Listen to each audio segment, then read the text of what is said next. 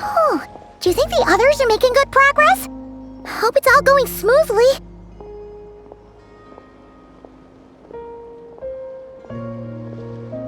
Oh, hey look! They made it back as well! Prince, Lama! How did it all go? All is well, thank you. Nefer and Yehoda had to stay at the curatorium to wrap things up, so they won't be joining us for now. I ran into Miss Nefer and Miss Aino on the way back. Their work is still in progress, so I suspect they won't be back for a while either. You seem rather cheerful today, Mr. Flintz. I certainly am. I achieved what I set out to do and came away with more than I bargained for. Fighting alone can get quite tedious, but I had the good fortune to run into a pair of brave young warriors. We meet again. How have you been? Albedo! What are you doing here? Thankfully, tracking you down turned out to be a lot simpler than we envisaged. These two courageously lent me a hand while I was fighting the wild hunt. When they told me they were Servarka's colleagues, it all made sense. And given how people of outstanding talent tend to cross paths, it's no wonder you're already acquainted. So, who's your travel buddy, Albedo? Why don't you come and introduce yourself?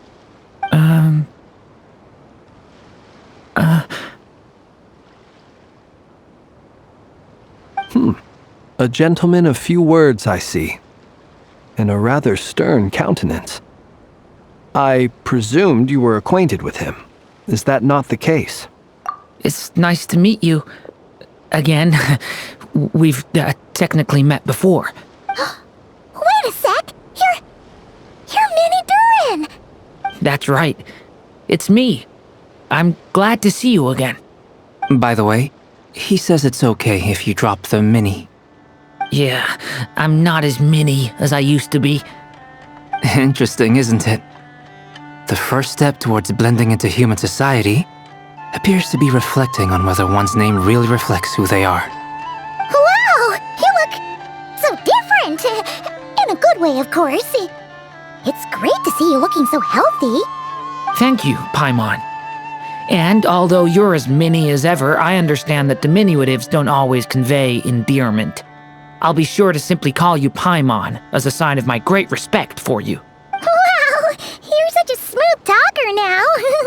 Paimon could get used to this. From now on. Personally, I think our little Paimon is the perfect size. When people call her Little Paimon, it's just because she's so adorable that they can't help themselves. If that's not a sign of endearment, what is? You're absolutely right, Miss Lauma. My brother still has a long road ahead of him when it comes to understanding human relationships. Anyway, speaking of long journeys, didn't Columbina, leave with you? How come she isn't back yet? She's been catching up with old friends.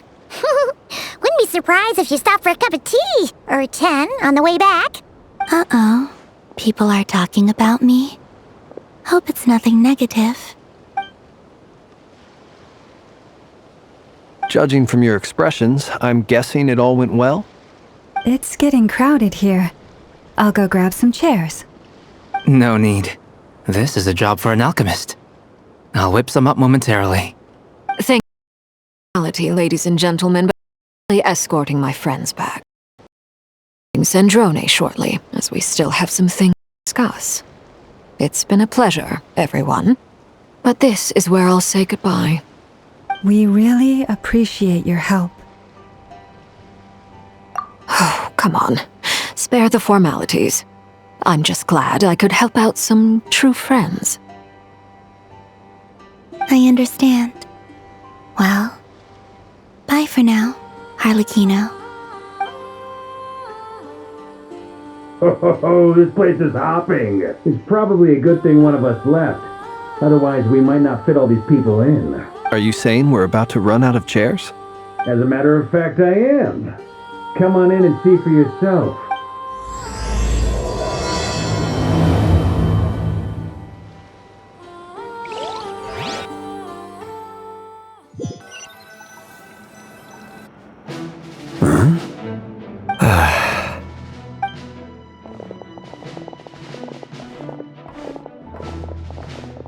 I overheard your little chit-chat outside, by the way. With Miss Columbina's colleague gone, we should be back to the original crew plus the other colleagues I brought in. Though, it looks like we have another new face. Someone else managed to rope in a colleague too? Frankly, you and Paimon are the only people I know here. This here is Deansliff, colleague of Tibet's greatest guide, Paimon, and greatest adventurer, the Traveler. Well, not exactly colleagues, more sort of friends. When someone else jumps in to do the announcing, you know you're speaking to someone important. Let's hear what he has to say.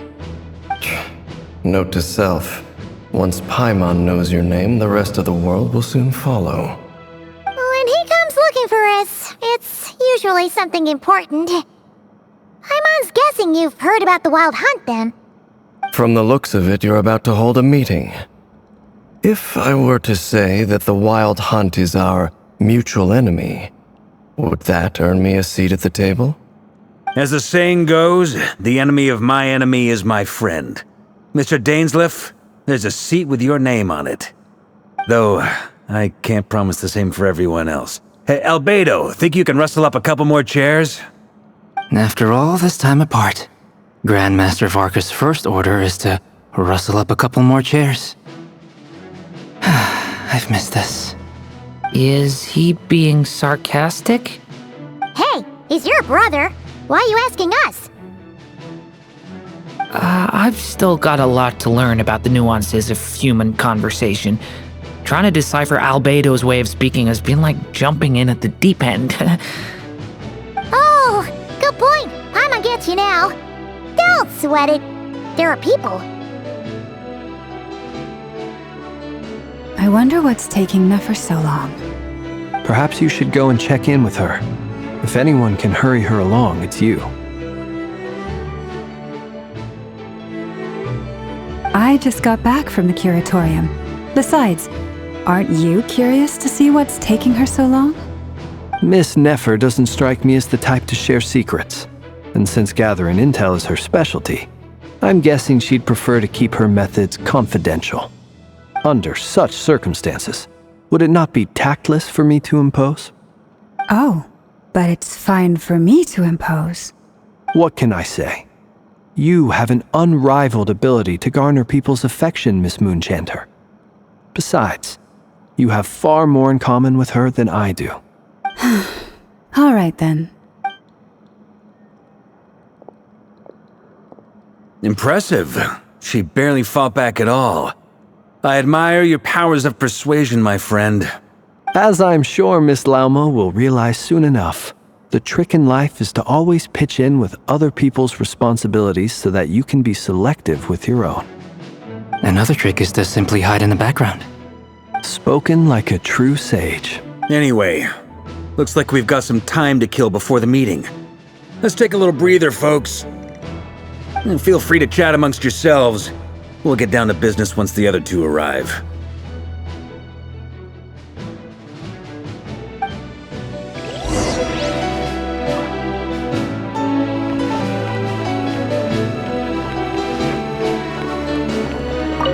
Truth be told, You're not alone there, my friend. I don't doubt that. I've only ever met two. Itlua is a good apple. So you're what? A fake Ratnik? That's what it sounds. Come on, why the... Sorry. I'm not even gonna bother trying to hide it. You've known all along. Now that was an awkward silence. Let's just keep this between ourselves. Probably best if Itlua doesn't know, huh? That goes without saying. Gotta be careful what you share with youngsters, after all. Anyone else in the know? Let me guess. The Traveler and Paimon? It's dangerous being too sharp for one's own good, you know. Then, in the name of the Animo Archon Barbados himself, I swear, your secret's safe with me. When we went for drinks, you said that you and Barbados were practically best buds. In the light of that claim, do you really expect me to take your oath seriously? Of course. Just as long as you don't go spreading around the fact that I'm close with Barbados, all right? Fair enough, then. Nothing like a bit of mutual leverage to seal the bonds of friendship.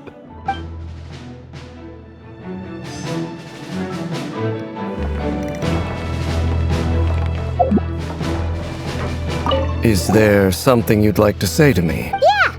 For starters, why'd you just show up here without even giving us a heads up? If you think back to our previous interactions, you may recall that that's hardly out of character for me.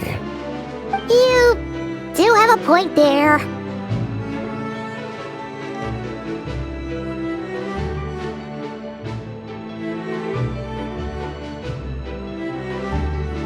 Oh yeah! You'll need to find somewhere to stay the night too, right? Want to tag along with us? You never know. We might get a group discount. Sure, let's do that. Great! Paimon will handle it! And in return, we can get Dainslift to be our very own personal... If that's what you had in mind, you should have said so sooner. I'd be happy to help. Oh, okay then. Paimon was only kidding, but good to know. Anyway, since we're all here together, we might as well watch each other's backs. That's just what friends do, right? Indeed. Thank you.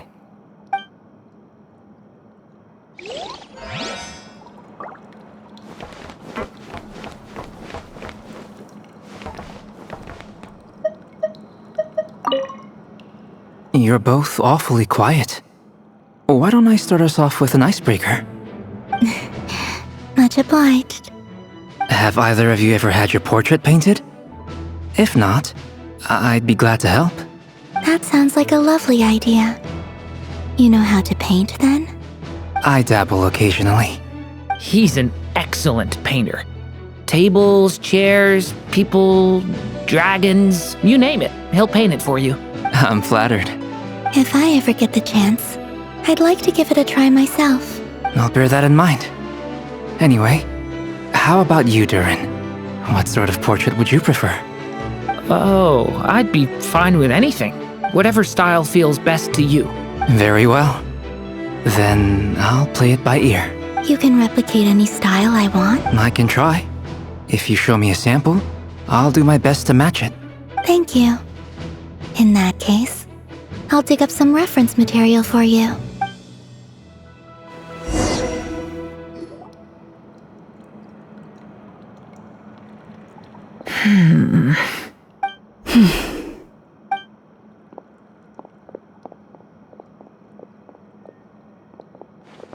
Ah, Miss Nefer. You made it after all. But what about Yehoda? I'm here to give you an update on how things are going on our end. Once this is over, I'll be heading straight back to continue my work. I left Yehoda back at the curatorium to watch over things while I'm gone. Huh. So much for just this once. Shh! Not so loud! We're on a roll here. What if she remembers and suddenly decides to back out? Did you say something, Mr. Varka? Huh? I didn't say anything. Right, Flint's? Must have been a frog. They get so noisy around here at nighttime. It's like they're putting on a concert in the background. Anyway, before we begin, there's a few introductions to make. Let me start by saying that it's an honor to be speaking before so many distinguished colleagues and collaborators. First up, we have Miss Lauma. As Moon Chanter, she's the leader of the Frost Moon Scions, a local religious community in Nod Krai. Then there's Miss Nefer, boss of the Curatorium of Secrets, an intel gatherer extraordinaire. Nefer is leading the investigation into Rerir's background, assisted by Yehoda and Lauma. From the little I've heard, they're making some great progress. Over here, we have Mr. Flint's, a ratnik and guardian of the abandoned lighthouse. In our last operation, he courageously distracted the wild hunt to buy time for the rest of us. For those of you who've never met, this is Mr. Albedo, a renowned alchemist and captain of the Knights of Favonius investigation team. By his side is a new face for us all, myself included, Mr. Durin, who has come to lend his aid. Next up, we have the Moon Maiden and former Fatui Harbinger, Miss Columbina. Then we have the Traveler, who's earned more titles than I could possibly hope to list out, so I'll spare you the rundown. And Paimon, the ultimate travel companion and quite possibly the best guide in all of Teyvat. Wow! That's a lot of people! Miss Nefer, it looks like you might have another job coming your way, so, congratulations on the booming business, I guess. You think I haven't got enough on my hands as it is? Who's looking for me now? That would be me, Miss Nefer. I have a commission for you. And you are? Who I am doesn't matter right now. What does matter is that I'd like you to gather more intelligence about the Rerir of Solnari. Well, it's not as if we never take on anonymous commissions. But in your case, I'll have to decline. I'm gonna take a wild guess and say your job's probably more hassle than it's worth. Something about you seems like bad news. It's my eyes, isn't it? Conrian, I assume. And what's with the mask? Are you trying to hide your identity? In any case, the fact that you're even still alive raises an awful lot of questions for me. My name is Dainsleif. And yes, I am from Conria. As I'm sure you're aware, the Rerir of Solnari's real name is Rerir. He was once an acquaintance of mine. Really? Then you must have been quite an influential figure yourself. You flatter me, but none of that matters anymore. My point was simply to clarify why I have asked Miss Nefer to investigate Rerir's background. So you're both from Conria, and it sounds like you used to be friends? What am I missing here? Surely you already know how he became one of the Five Sinners. I'll tell you everything I know. The history of Conria, the names and identities of the Five Sinners. I remember it all like it was yesterday. I have never spoken openly of this before, but the truth was exactly as people say. The Five Sinners were each driven by their own desires, and it was by playing upon these that the Abyss tempted them to their fall, tearing Conria apart in the process. The visionary, Vedifenir, who wished to foretell the future. The wise, Haroptatir, who sought limitless knowledge. Gold, Rhindaughter, who desired to create life. The foul, Surtologi, who pursued supreme strength. And last, but not least, Rerir of Solnari, Rerir, Ravager of the Moon. Of the five, Rerir is the only one who remains a mystery to me.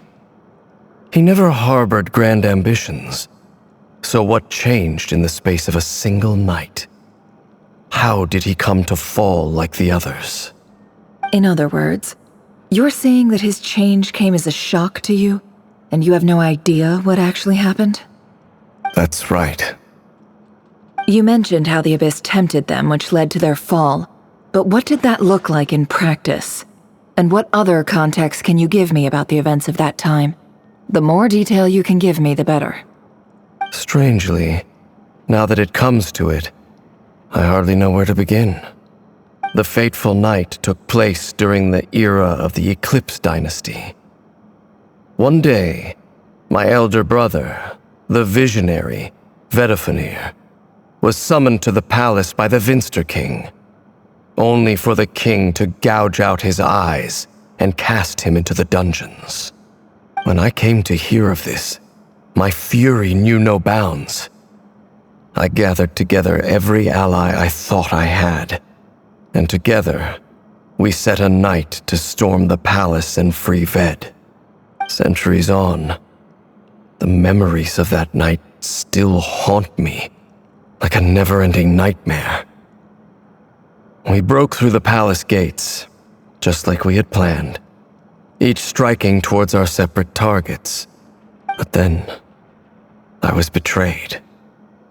Even Vedifenir, the very person I had come to rescue, abandoned me and partook of the Abyss's power. So, it's personal after all. Then tell me, Mr. Dainsleif, what price are you willing to pay? You, of all people, must know that nothing comes for free.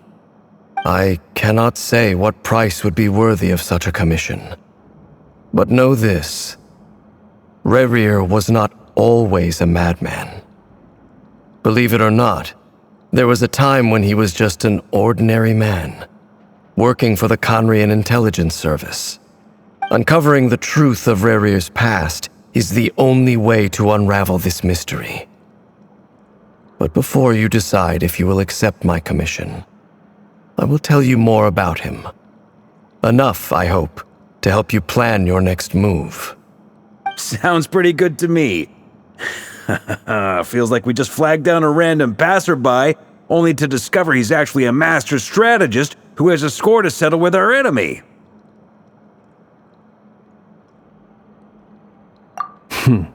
Can I borrow your halo? It could be useful in the lighthouse. Hey, enough with the wisecracks! Besides, isn't that lamp of yours bright enough already? Relax. It was meant to be a compliment.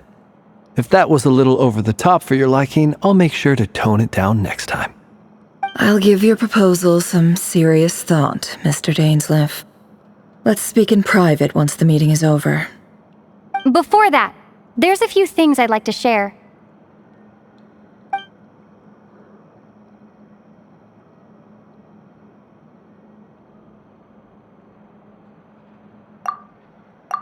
Now that we've united the hearts of the three moons, your power should be greatly enhanced. But it seems like that hasn't happened yet? I believe it will take a little longer. You've done so much for me, so I want to be completely honest with you all. Even though I'm doing a lot better now, the truth is, my recovery will likely be an ongoing process. From the moment I was born, my power has been slowly ebbing away. And that is because Teyvat has never accepted me. Even with the moons united as one, it seems my rejection cannot be undone. So far, I have yet to find a solution. It may turn out to be a problem that will plague me until the day I finally leave this place behind. Even so, I will do everything in my power to help you drive out the Rerir of Solnari. As Arlecchino put it, this is not about chasing the spoils of victory. It's just a gesture of heartfelt gratitude. Kutar.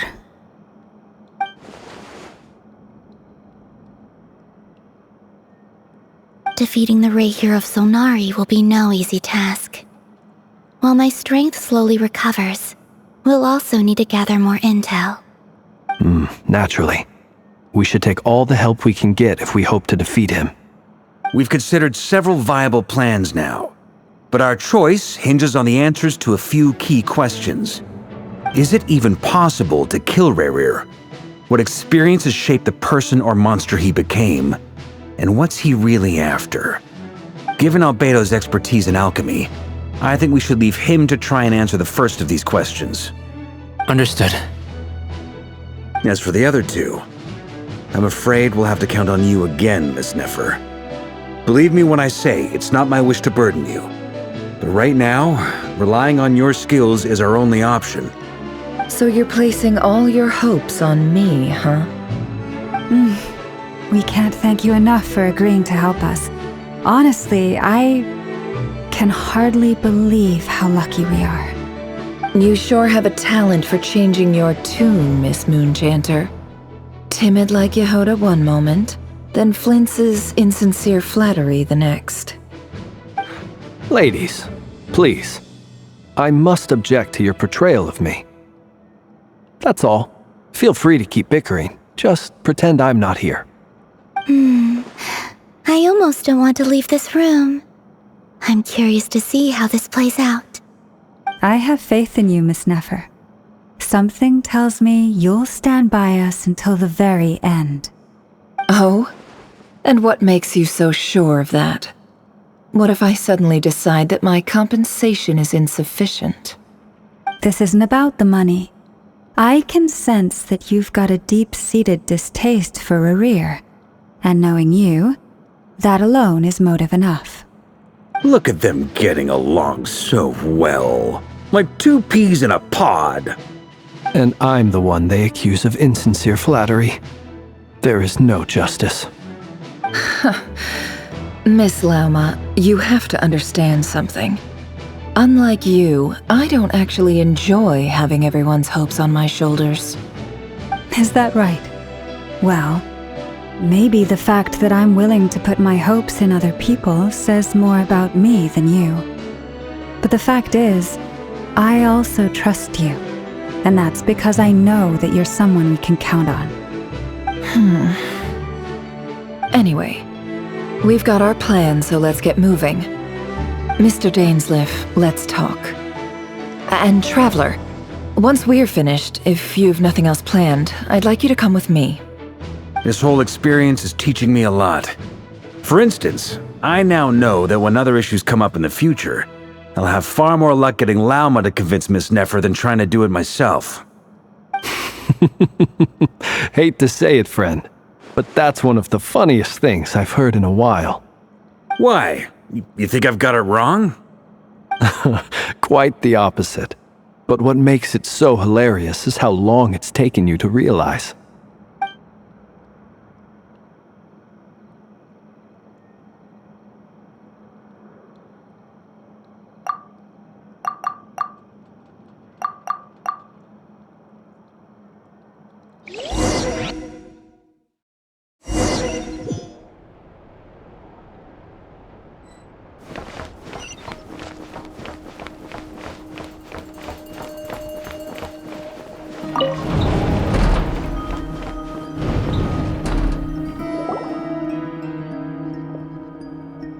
Thank you for waiting.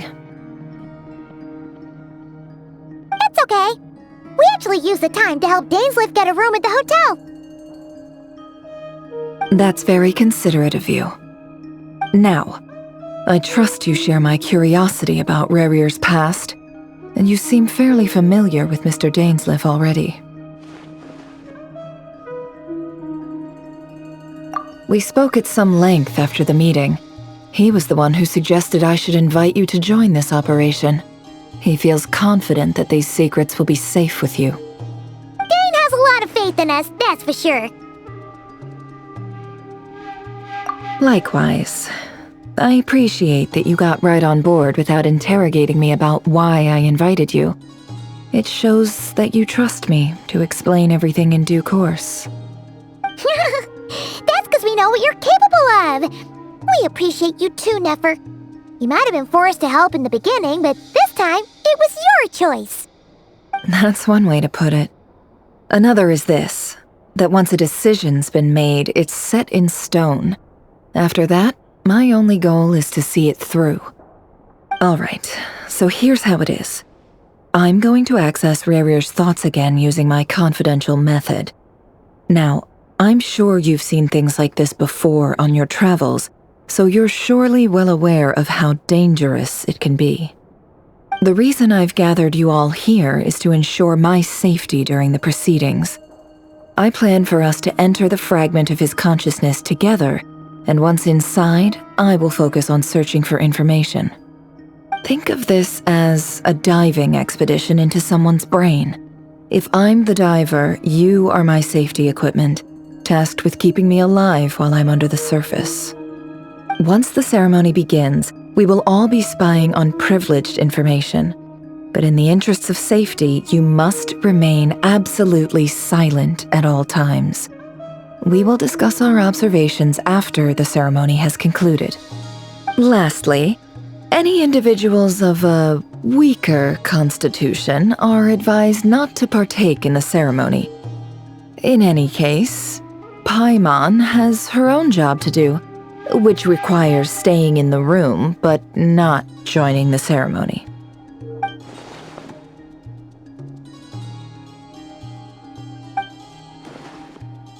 Well, good luck, everyone. Sounds like all Paimon can do is cross her fingers and root for you guys. There's a little more to it than that. I was being serious when I said you have a job to do. While the rest of us are inside Rerir's mind, it's imperative that we have a team member on the outside. In the event that something goes wrong, you will be our first responder. I don't anticipate any issues, but the extra level of safety will be greatly appreciated. I second that. This is a dangerous operation here, and you're our whole rescue team. That's pretty much the most important job in the crew. So, Paimon's like the lifeguard? Yeah, that makes sense. All right, got it. Good. Please, take a seat. We'll get started momentarily.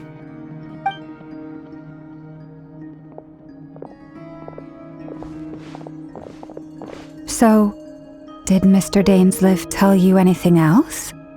He told me that he believes Rerir kept some big secrets in his life.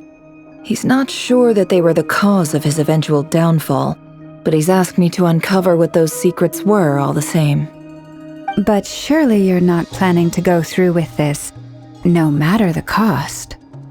If you think that, you'd be overestimating me. I'm a businesswoman, not a mercenary. But I do have my own professional reasons for taking this job. You think I'd turn down the opportunity to get a first-hand glimpse into Conrian history? No chance. Well, as long as you don't let morbid curiosity get in the way of safety concerns, we're good. We'll do whatever we can to help you. You're such a killjoy.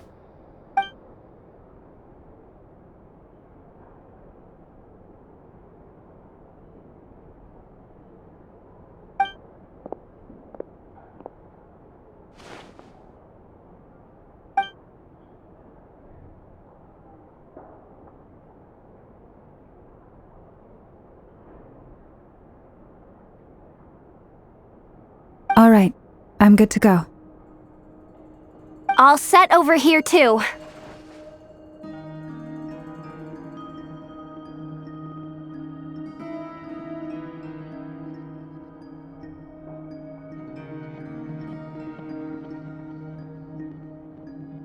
Promise, Paimon, you'll be extra careful. All right. Let your whole body relax. We're about to begin. Close your eyes.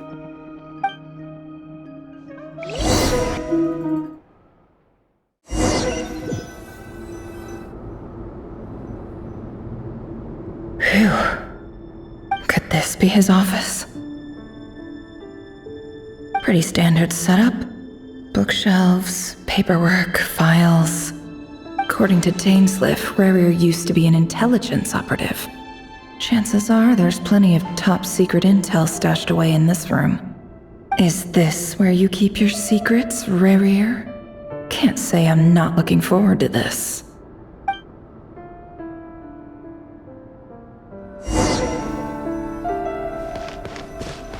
It all adds up.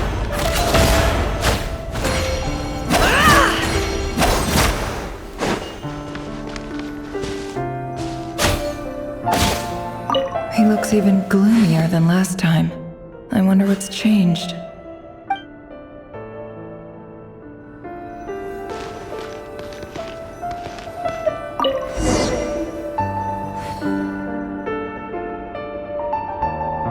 Today's files are in.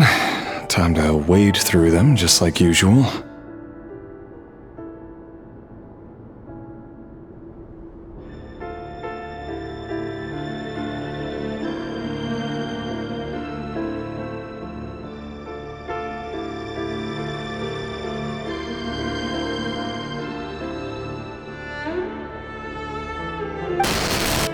Male, 51.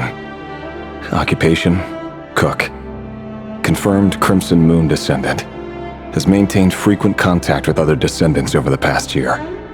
Poses a threat to the dynasty. Neutralized.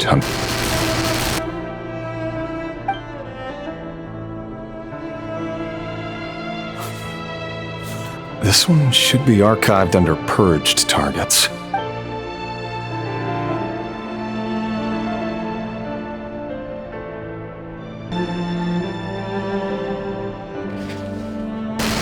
Female, 23. Occupation, office clerk. confirmed Crimson Moon descendant.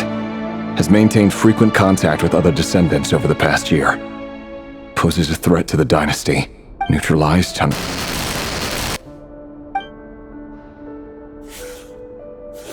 Another one for purged targets. Sounds like she was that other man's daughter. Never mind. What's it got to do with me?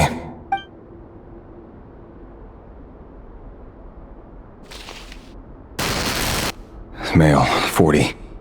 Occupation, teacher. Confirmed Crimson Moon descendant. Has been observed making contact with other descendants during the past year. Poses a threat to the dynasty. Neutralized on... Just another nobody for the archive.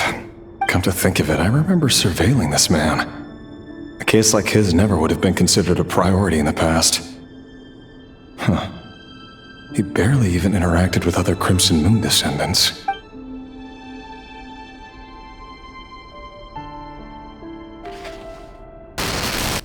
Female, 16. Occupation, none. Orphan and confirmed Crimson Moon descendant. Has been observed making contact with other descendants during the past year. Poses a threat to the dynasty. Neutralized on... Filed. I have no recollection of this girl. None whatsoever. She doesn't seem to be anyone important, but then again...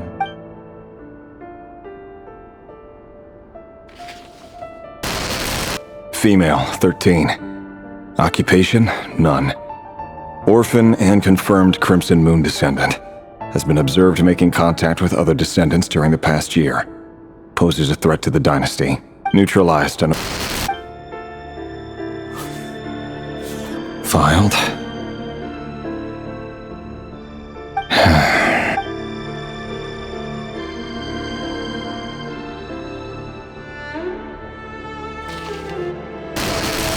Male, 11. Occupation, none. Orphan and confirmed Crimson Moon descendant. Has not been observed making any contact with other descendants during the past year. Poses a threat to the dynasty. Neutralized on...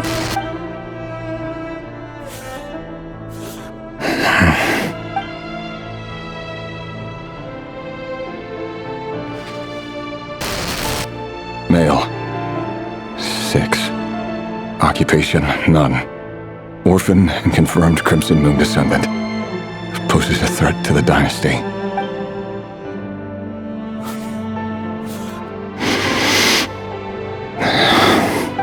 It's funny, isn't it? Your job is becoming both harder and easier at the same time, depending on how you look at it. Sooner or later, the Crimson Moon descendants will be completely wiped out. But as their numbers dwindle, they become harder and harder to track down. That's not how it is. Fortunately, however, most of the able-bodied adults have already been taken care of. The remaining weaklings will be increasingly easy to deal with. No! No. My job is to ensure the survival of the Eclipse Dynasty. And the only way to do that is by eliminating any and all potential threats. It's a perfectly legitimate line of work. Every single one of my colleagues can attest to my fairness. And if my friends were aware of the facts, I know they'd back me up too. Assuming, of course, that they were aware of all the facts.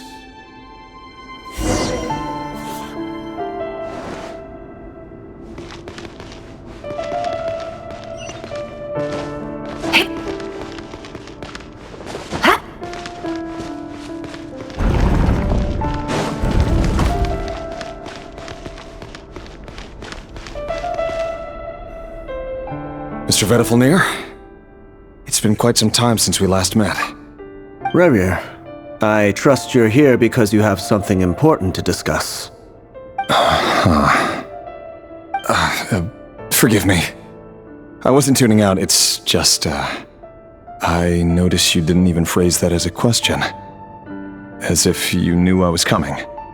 Tell me, does someone in your position ever feel the need to ask questions at all? It is indeed within my power to foresee certain things. Things like your arrival. I was just thinking, it won't be long before I'll be inviting both you and Dane to my wedding. That isn't a lie, but nor is it a fact as such. It's a wish, isn't it? No fooling a prophet, is there? Ever since that day we met for drinks, I knew it was only a matter of time before you came looking for me. Does it feel good? Knowing how the future will unfold.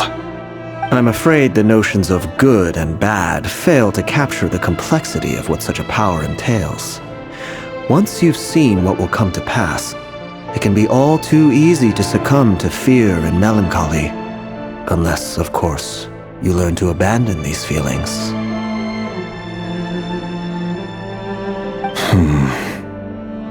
You fear my silence, and long to hear the words I left unspoken that day. That's right.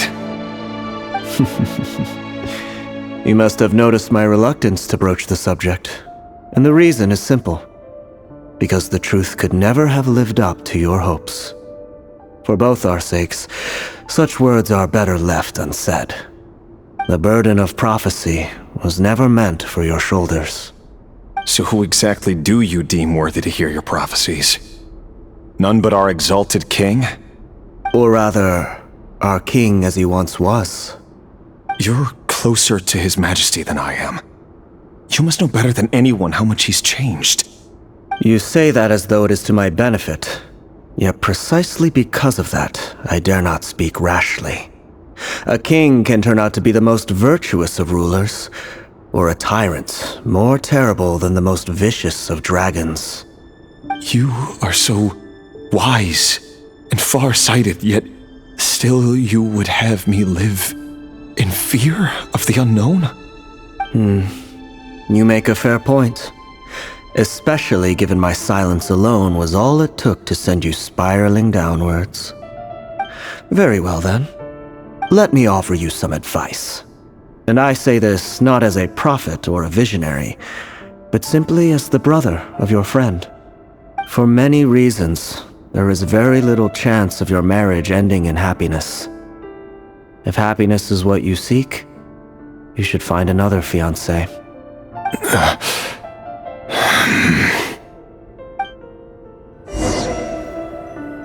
Hold on. There's that same black fog again. Could this memory belong to Thelindis? Wait. Hear me out. This time we finally got a clear look at his face and learned his true identity. His name is Rerir, and he claims to be one of the king's guards. What did you say? A cruel irony, isn't it? The man you're set to marry leads a double life as a brutal executioner. Why are you telling me all of this now? Simple. It's because I want you to kill him. You are the only person he would never suspect. No, absolutely not. I would never dream of doing such a despicable thing. So you'll just stand by and watch him slaughter us to the last? Do not forget that the blood of the Crimson Moon flows in your veins too. The blood of the Crimson Moon? What does that matter now? The dynasty has long been dead and gone. You think that alone is reason enough for me to throw away everything I have? Why wouldn't it be? You two were once a child of the Crimson Moon, just like me. Don't tell me you've never felt so much as a flicker of fury for the way we were trampled into the dust. As long as you promise to abandon this pipe dream of restoring your dynasty, I can try to persuade him. Or have him persuade the Vinster King. Persuade the Vinster King? Do you even know why he's so obsessed with hunting us down? Why he keeps trying to force us to hand over our secrets? Over and over again? Or why we refuse to give up on restoring the dynasty? The Vinster King. A blind fool. his eyes clouded by powers from beyond this world. A petty little man with a miser's heart. And he dares to sit upon the throne? Mark my words. Sooner or later, Conria will fall. And it will be his doing. If you can't bring yourself to do it, so be it. Just you watch. It won't be long before calamity descends upon us all. The Rerir of Solnari. That really is quite a secret you've been keeping from me, Rerir. But who am I to talk? Am I really any better? I've kept my own past a secret this whole time too.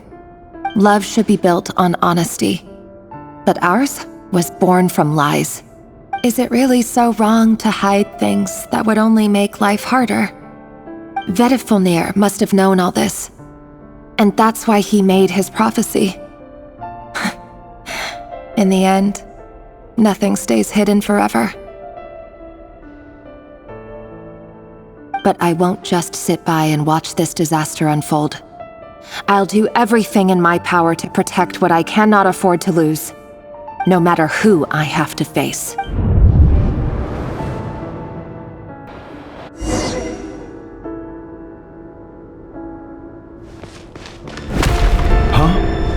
Was that Rerir who just walked past the window? Doesn't it give you the chills that he still takes the same road to work every day, as if nothing ever happened? Those people at the deli. Enough already. They're clearly pretty taken by their own disguises, so just smile and play along. Pull the rug from under beasts like that, and you'll risk having your throat torn out. Deli? Oh. They're talking about those people from the opposition. Right. I'd almost forgotten they used to run a deli. People of no consequence always vanish so easily. But surely you can see he's not the man he pretends to be! So many have died already, and they say that the king's madness grows with each passing day. We're not going to survive this, are we? But why does it have to be this way? Do we really deserve to die just because of the blood that runs through our veins? Felindis, are you even listening? Sorry, Freether. My mind was off wandering. I heard you, though. You're talking about what Rerir said. He's just following the king's orders. He's a secret agent, and it's his job to hunt down rebels and dissidents. By the time you first met him, he'd already taken lives. Maybe he was using you from the very beginning. No. Rerir has no idea I have anything to do with the Crimson Moon. My family are only distant relatives of the main lineage, and besides, my eyes are perfectly ordinary. Truth be told, apart from my teacher, pretty much no one knows I have any connection to any of it. It's been a long time since my family severed ties. But as Orlog said, who could possibly talk sense into that raving lunatic of a king? No one. I'll work something out. Trust me, I'm with you all. But for now, you need to keep yourselves hidden. Don't let anyone find you, anyone at all. Don't forget that Rerir is an Eclipse operative. You need to be extra careful when he's around. And when I am too. For now, don't come looking for me. And if anything happens to me, just act like we've never met. If even you can't escape this, what hope do the rest of us have? I won't speak in his defense, nor can I give you a clear answer to that question.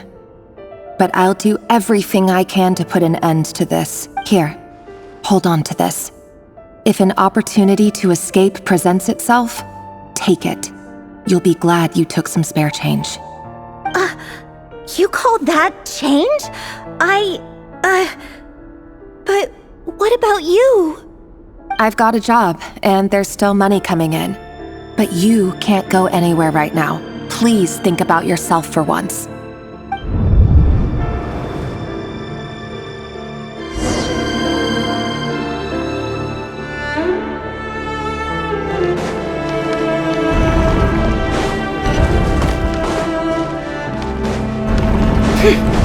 Another day, another round of assassination training. Training ground is just beyond this hidden passageway. When you see a person, doesn't it bother you when it's covered in their blood? Why would it? Aren't we all just walking blood back? Make sure you have a firm grip on the handle. Then choose your angle well. Keep your movements light and brisk. Pray don't sense a thing. I'll bet no one's ever going to climb at your hands. I walk it clean. No traces.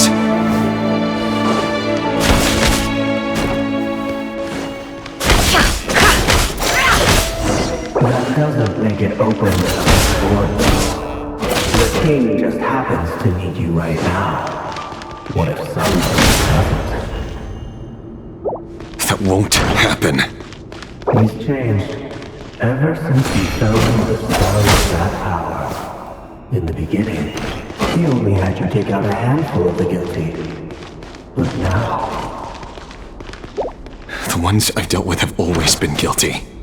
And I've carried out my work flawlessly.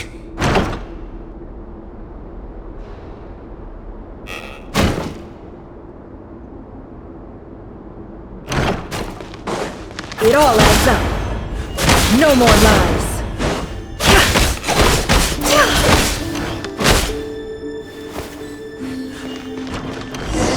You know why Saritza didn't accept your proposal, don't you? Was it because she didn't trust you? Or something else? Enough!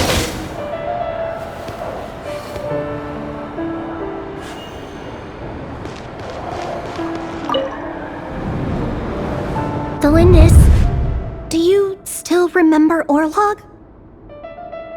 Orlog. The boy who was pretending to sell flowers. You spoke for quite a while, didn't you? Yes, we did. What about him? He was arrested 2 days ago. Chances are he's already dead. He... I just don't get it! After everything he's done, why do you still stand by him? Or does it mean nothing to you that people keep dying? No, that's not... Just hear me out. I need to go now, Delindis. They're looking for us. You take care too. If you ever need a place to hide, come find us.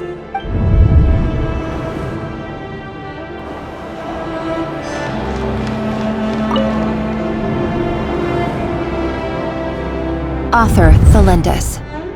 Over the course of this week, the research object was subjected to interference for a total of 47 hours for experimental purposes. The results are as follows. All subjects of observation that were sent inside have now... The situation within is proving more problematic than anticipated. No progress whatsoever. What now?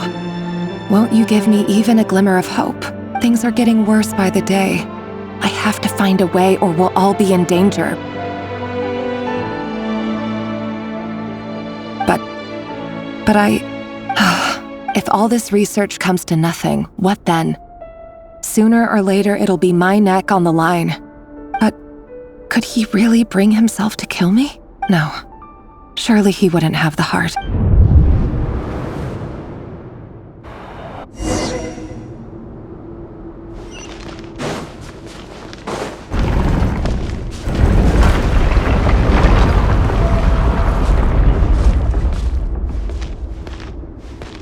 Why won't you just let us go? We don't even know each other. All we want is to live ordinary, peaceful lives. You want to live?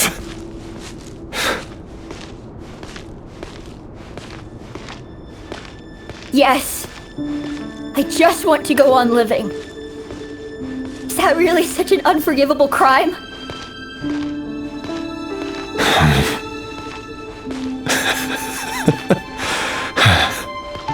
You want to go on living. I want to keep living too. To keep living forever. That's why I have no choice but to continue on the path I'm on. If only some savior would suddenly swoop down and change the way the world is. Too bad that's not going to happen. Imagine that. If there really were such a person, you and I wouldn't be standing here like this, would we? No more lies. Today's files are in. Time to wade through them just like usual. No, I don't get tired of it. It's my job. And not only am I lucky to have it, I'm good at it too.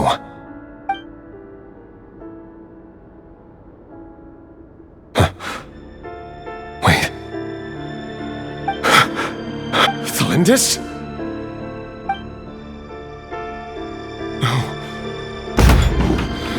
No. No! Why? But you bear no mark of the Crimson Moon. How could you possibly have anything to do with them? It cannot be! A diluted bloodline. Carefully concealed. I see it now. What a fool I've been. Numbing myself with talk of justice. Even imagining my friends would back me up. Soul. Finster King! How far are you going to take this? From the direct bloodline to secondary offshoots? And then what? Today it's the descendants of the Crimson Moon. Who will it be tomorrow? Will you not rest until everyone down here is dead? No. This cannot go on. This is where it ends.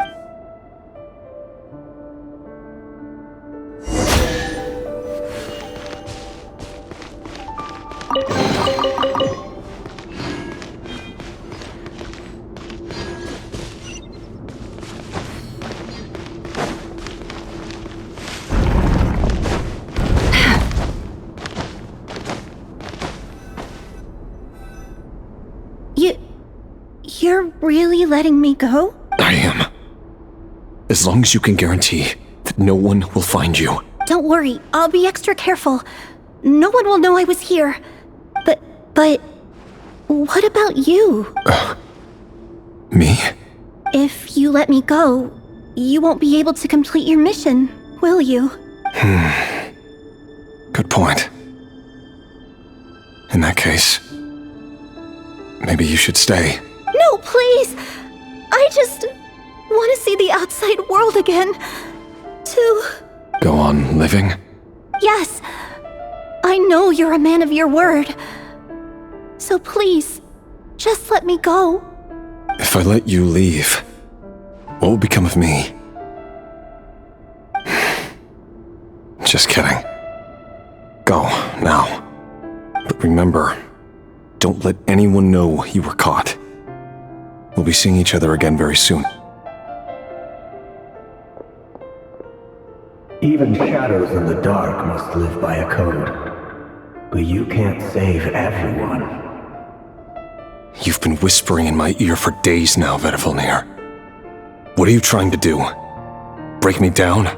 I only say this because you long for an answer to your problems.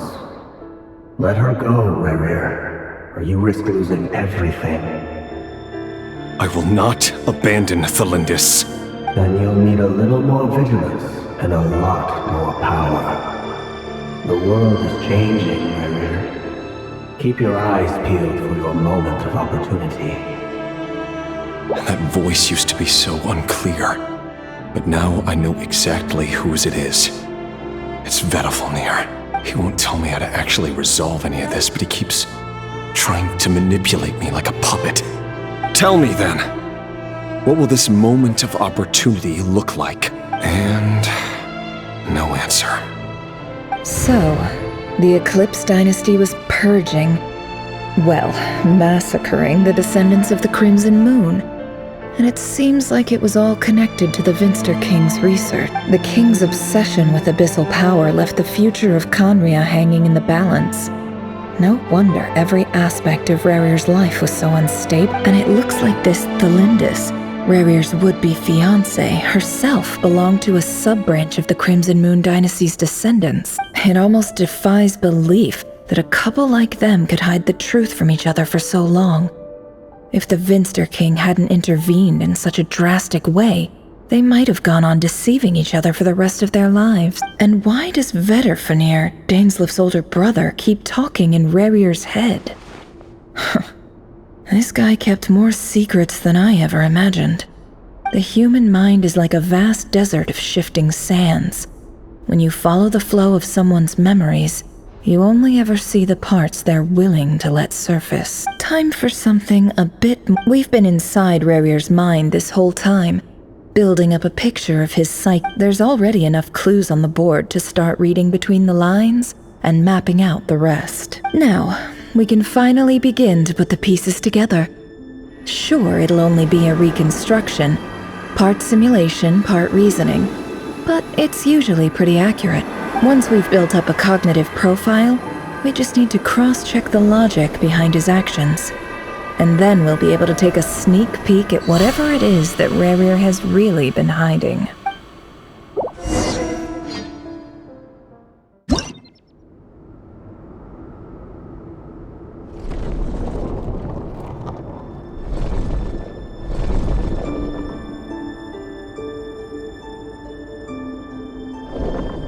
Rerir, are you there?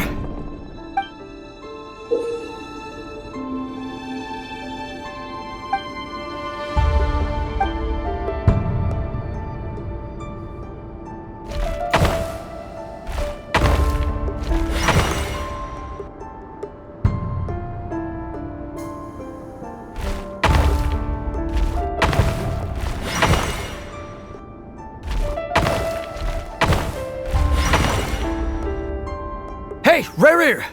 Come out, it's urgent! Dane? What's wrong? Quick, come with me. I'll explain everything once we've met up with the others. Okay. I'll come. But the Lindis is still over at the Universitas. I'll need to leave her a note. All right then, but make it quick. I've never seen Dane so worked up before. Whatever this is, it must be big trouble.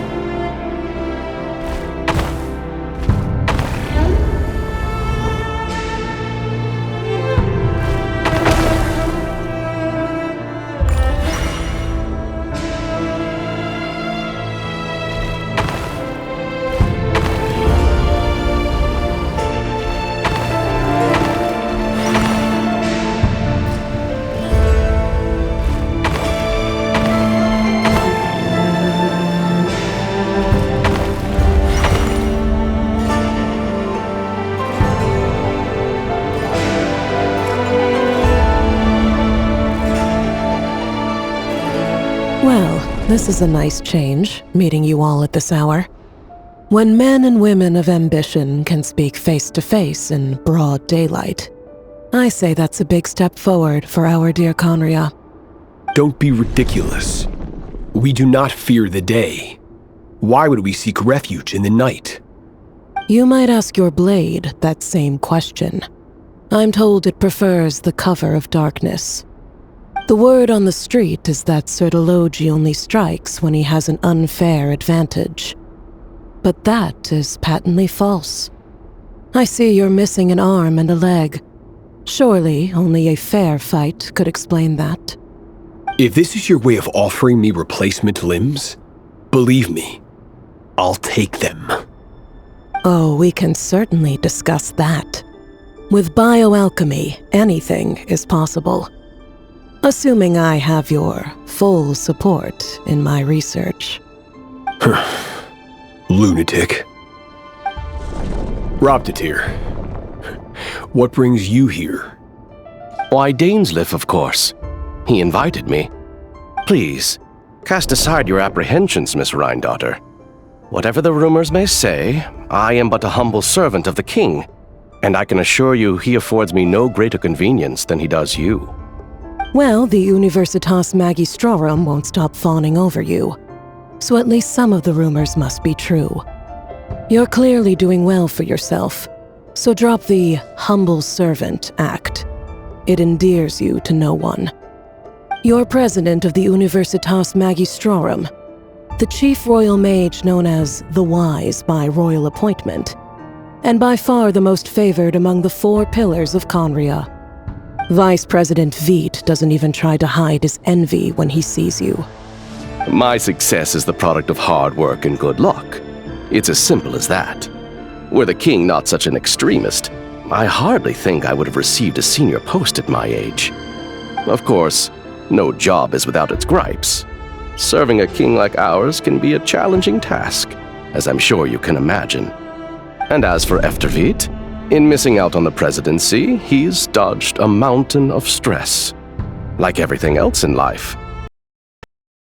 And cons. You're all here. I apologize for the short notice, but it was an emergency.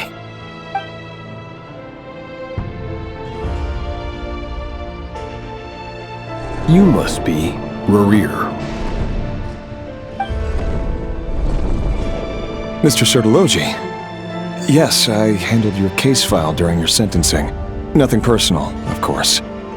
I'm pleasantly surprised that you remember me. You're clearly a person of substance if you've been invited here. But Dainsleif, you'd better have a very good reason for convening this little gathering. It's my brother, Vedofenir. After he spoke at the court this morning, the king was so infuriated by his words that he had him blinded in both eyes and thrown in prison. Vedofenir in prison? Strange. I thought the king trusted him and Heroptatir more than anyone else in the world. Does this mean the king's circle of trust just got even smaller? It has nothing to do with trust. It's about what the king wants, which is as clear as day to anyone paying attention.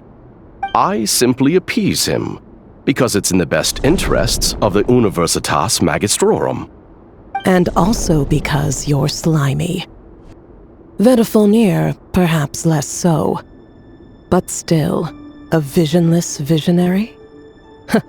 It rather inclines me to think that qualifications are not what get you ahead in Conria. Do you honestly think this is an important discussion to be having right now? Dane, what are you planning to do? Rescue Vedofenir, I assume. Correct. It will mean storming the palace by force. Tonight.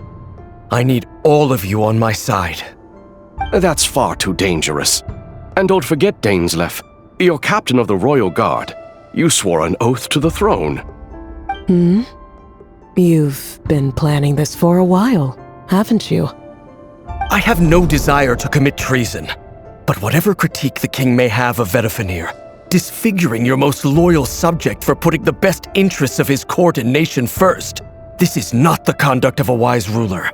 My blade will force the king to see the error of his ways. So, Vedofenir's prophecy enraged the king. I'm sure it wasn't what he wanted to hear, but if he won't take counsel even from the visionary, that is deeply troubling news.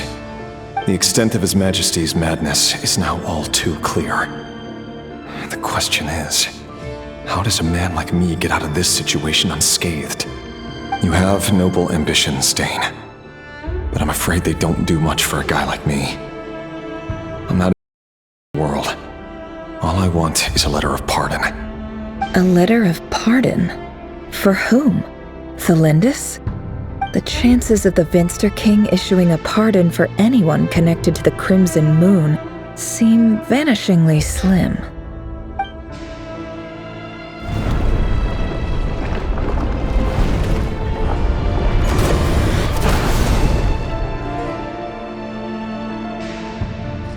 This black fog over the board must have some connection to Thelindis. But why is it taking this form? Does it have something to do with Rerir's past? Another mystery I'll need to unravel.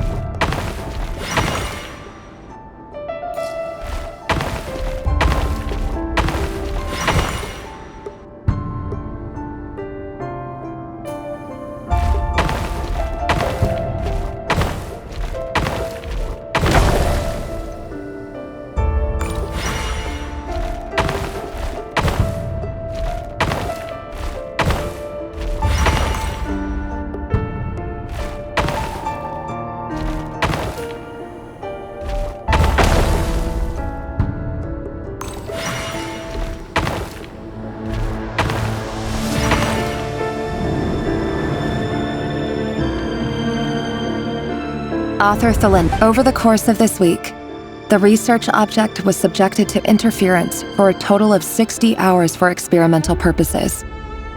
The results are as follows. Research dating back to the Crimson Moon dynasty has established 2 points regarding moon marrow. Firstly, its origins have something to do with a god's power. Secondly, it serves as a portal to an as-yet indeterminate location. Moon marrow can thus be defined as a spatial gateway. However, there are a number of hurdles to overcome before we can answer the question of where it leads to. To start with, opening the gateway requires a specific power source, which the relevant literature indicates. An enormous amount of power is then required to keep the gate open. Currently, the total power output of our instruments remains in the single digits. To make matters worse, I am now the only staff member remaining in the Moon Marrow lab. The Universitas Magistrorum recently decided to move most of its personnel into abyssal energy research, which has stymied all Crimson Moon-related projects. This is not a wise move. I have always maintained that placing all our hopes in a single source of power is risky, especially one as poorly understood as this. As well as making ourselves overly reliant on a single resource, we are neglecting other promising technologies. I apologize if this comes across as disrespectful. But as a Moon Marrow researcher, I desperately want to see the world beyond the gateway. If we really made it there one day, what would we find? And how would we go about taming the unknown? My imagination is endlessly fueled by questions such as these.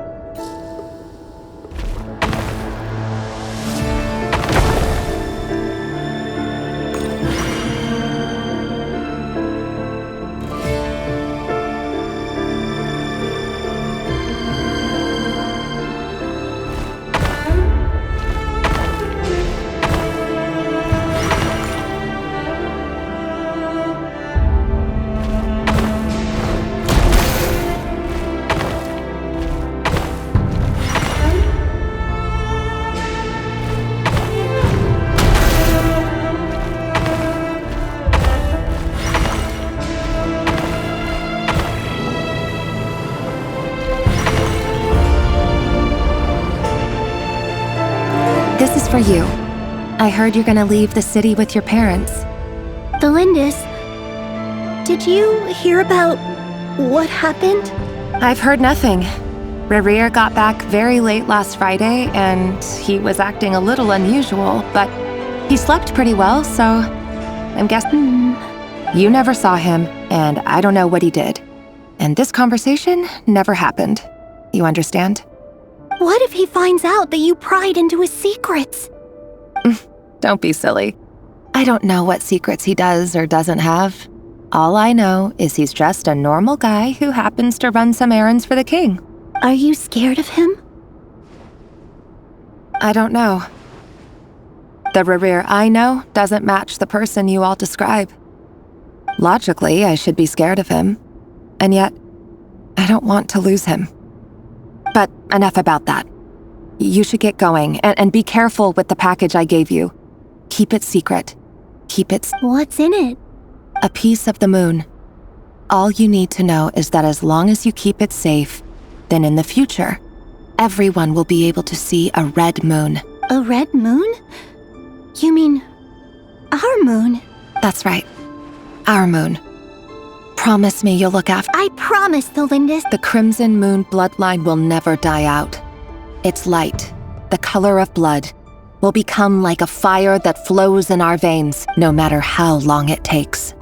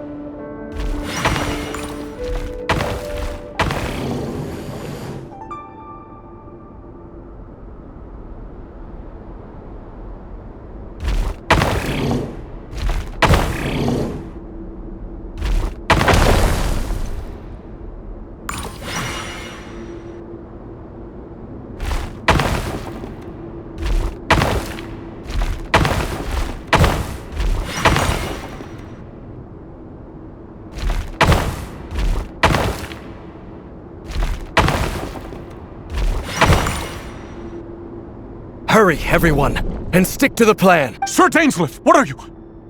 You know what happens to those who betray the throne. Please, don't— It is the king himself who has betrayed the throne. He has betrayed all of Conria. If you have any love left for justice in your heart, you should join me. It's showtime. Dane and his group will handle the troops in the palace. Then Hraptatir and Rheindotter will disarm the security measures. My job is to enter the prison and rescue Vedifalnir. Stay safe. Wish me luck. Look after my brother. Draw your blade. It is time for justice to prevail.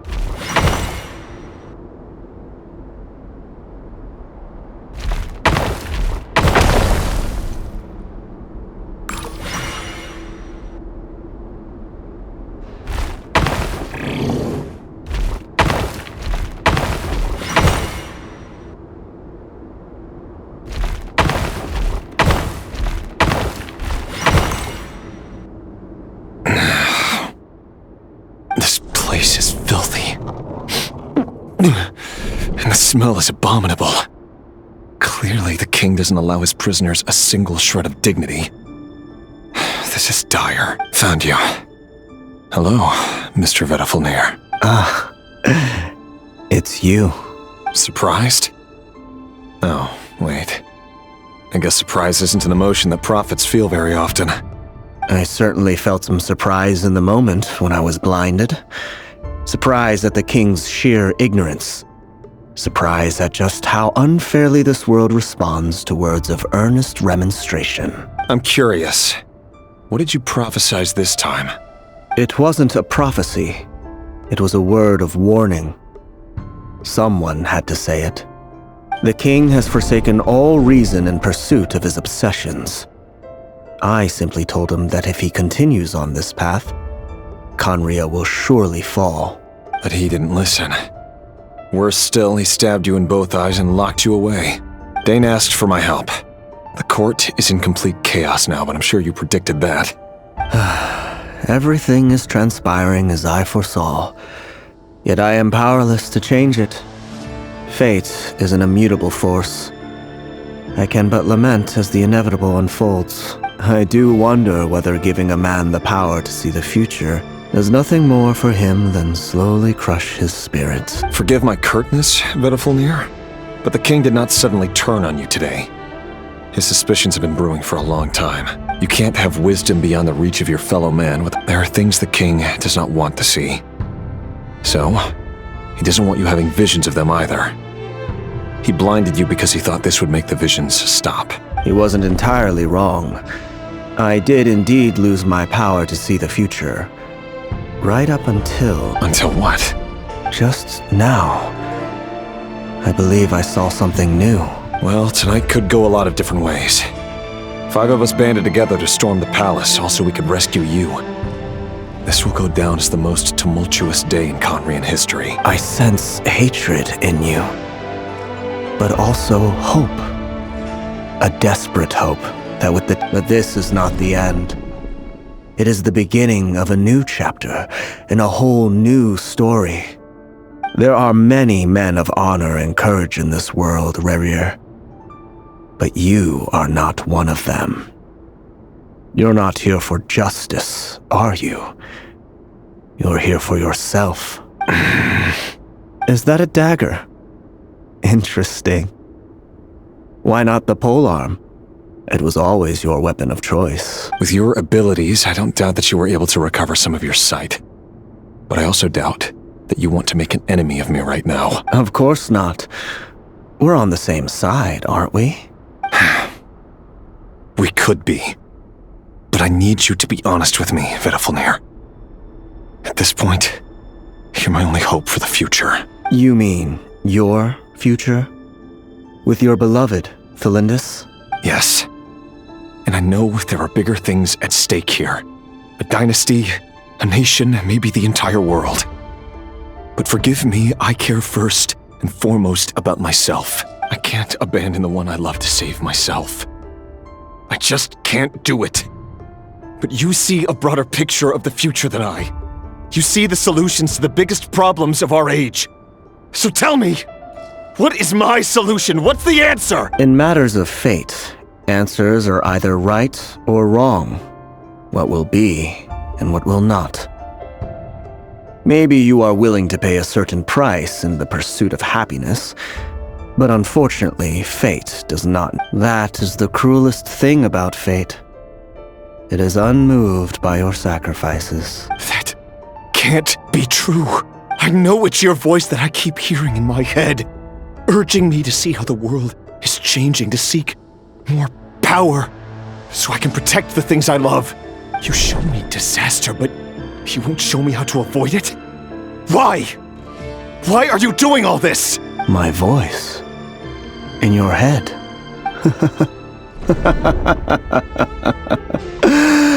So, you hear it too.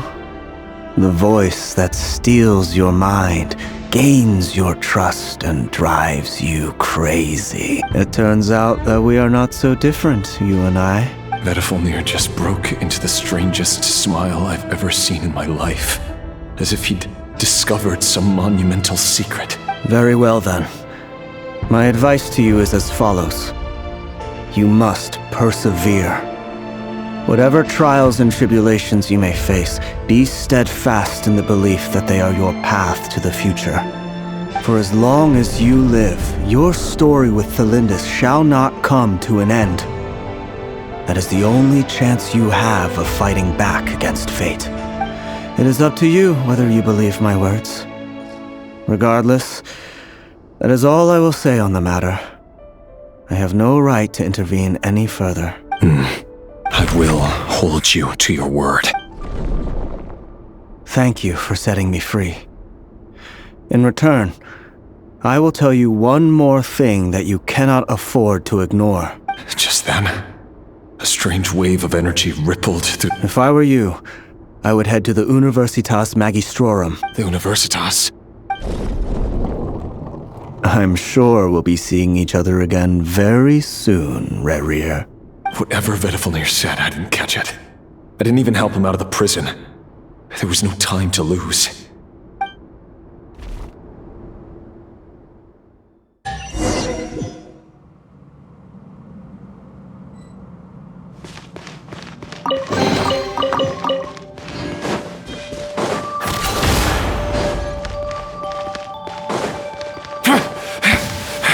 Monsters? Is this Rhine-Daughter's doing? Or the Universitas Magistrorum? Out of my way!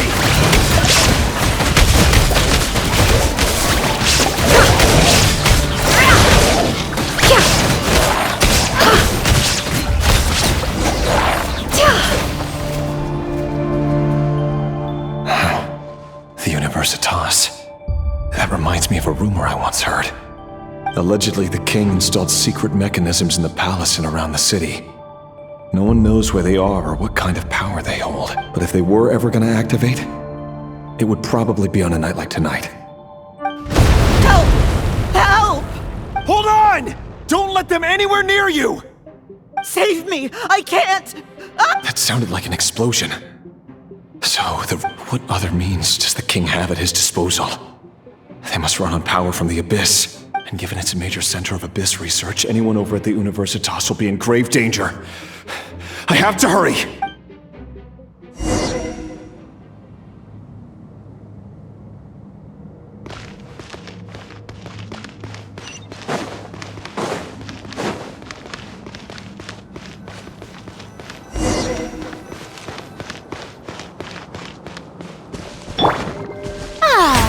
May I present?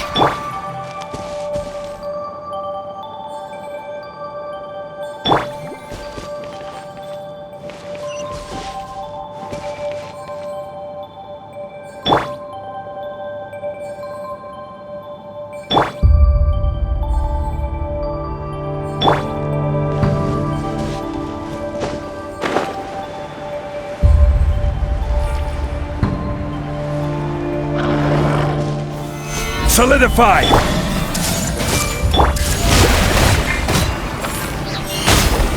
There is no escape! It all adds up. The deception ends here.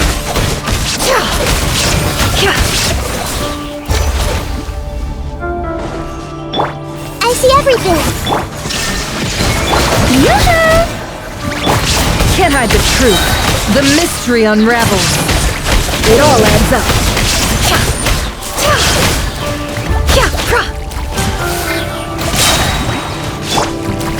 Gather!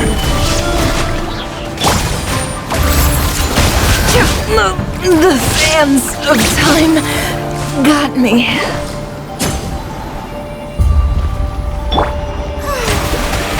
How brilliant!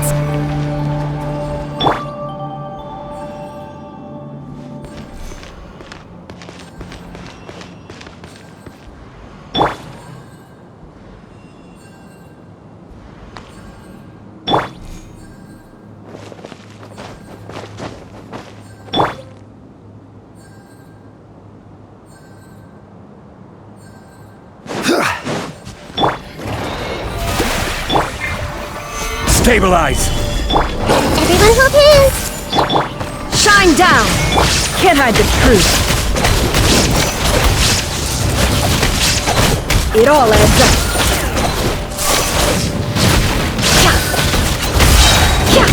The deception ends here.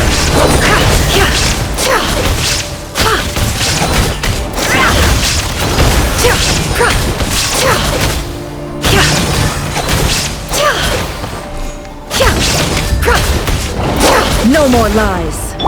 Hey!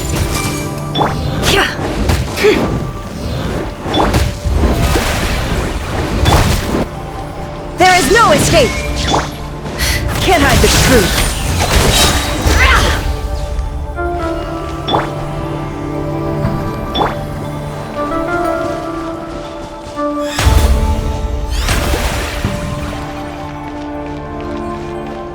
May I present?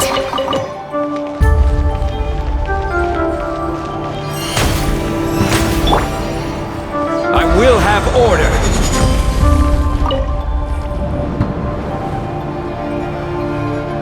Monsters! At the Universitas Magistrorum? Why? Oh no! It's no use. The table will... Of course. All the lab equipment was upgraded after the inspection last week, but the new weapons haven't been allocated yet. I'm done for. Is anyone there? I need help! Ah! Stay back!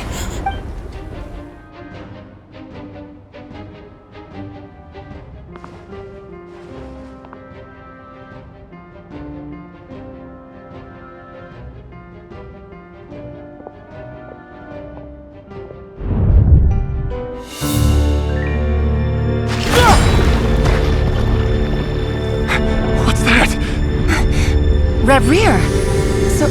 So the rumors about your work are true. What? No! Listen, something happened at the palace tonight. We have to leave! You don't need to lie to me anymore. What do you mean?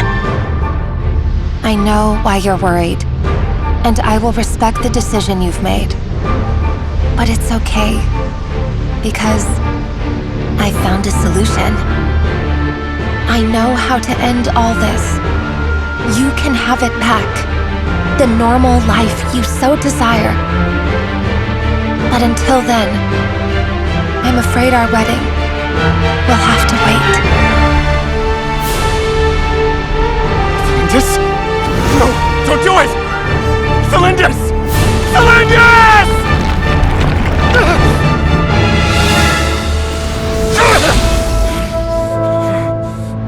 I told you, Rerir. Let her go. You will find someone better. No! No, I won't do it! I have to save her! By what means exactly? A lowly pawn. You lack the power and the strength of will. Do you know a way? Tell me! Come to the palace. Join us.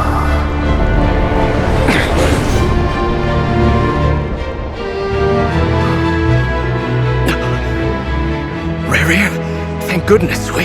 Step forth and take your share. You made it. Not you too.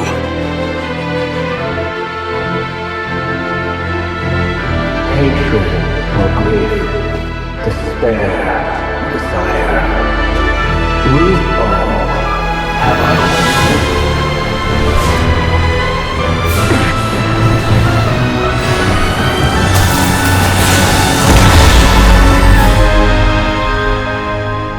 Rerir. Rerir. Celindus? Were you daydreaming?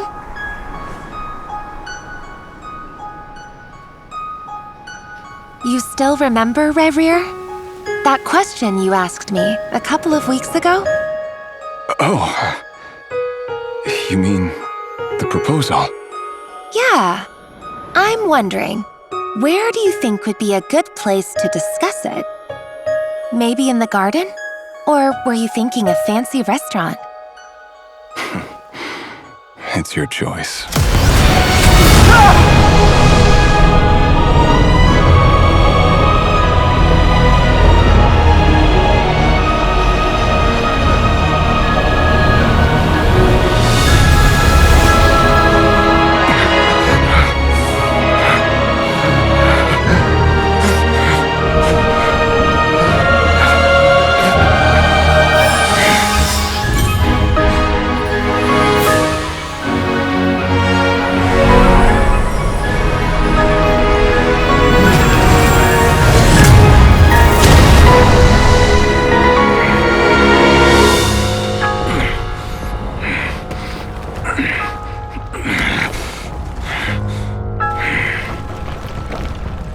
will find you. And then, you can give me your answer.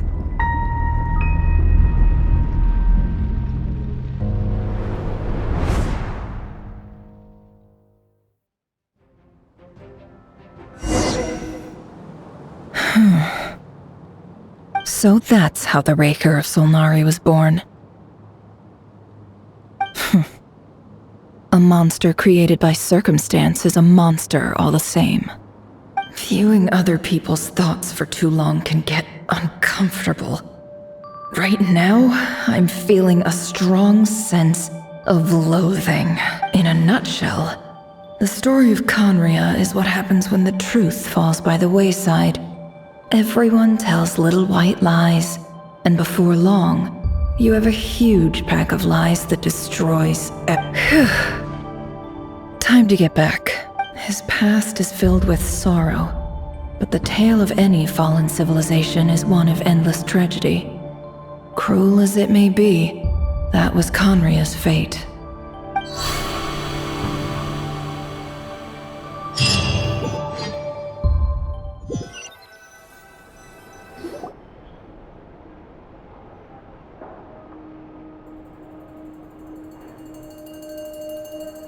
Everyone, I'm back. Can I get a standing ovation? Nefer! How are you holding up? Feeling okay? She's fine, boss. Yes, I'm fine. You will have seen the events of Rerir's life through my thoughts. It's now clear that he is just a regular nobody, driven by personal tragedy, as he said himself. I mostly agree. There's only so much we can know about him from his memories alone, but they did give us a clear glimpse into his life in Conria. However, I would not consider Rerir to be a nobody. He was deeply involved in the events of that era. Yet, when the catastrophe of a generation strikes, nobody is safe. Sounds to me like you're speaking in riddles again. Is this you urging me not to abandon the people of Nod Krai in their hour of need? That's not what I meant. Although I do hope you choose to remain a part of the plan. Without you, the mission ahead will be all but impossible. Then try to remember that I respond better to the carrot than the stick. And I don't appreciate being bossed around. Now, as for you, Missy, you were excellent. You stuck to the rules of the ceremony and kept your mouth shut the entire time. Bravo. Cool. So, can you fill me in on the deets now? Most of what I saw went right over my head. Patience. You'll hear the whole story, don't you worry. But let's meet up with the others first. It will save Yehoda. Yes, boss. Let me... That's more like it. For a moment. Forgive my curiosity, but what does the first clause say? It says I gotta do the annoying stuff that boss is too lazy to do for herself. Is that right? If something is in the contract, it's because she willingly agreed to it. Rest assured that the Curatorium abides by the very strictest of labor policies. In any case, I've hardly shied away from my share of the work today. Hope I don't catch Flintz and Varka lounging about in their chairs. There's nothing I dislike more than other people enjoying themselves while I'm hard at work.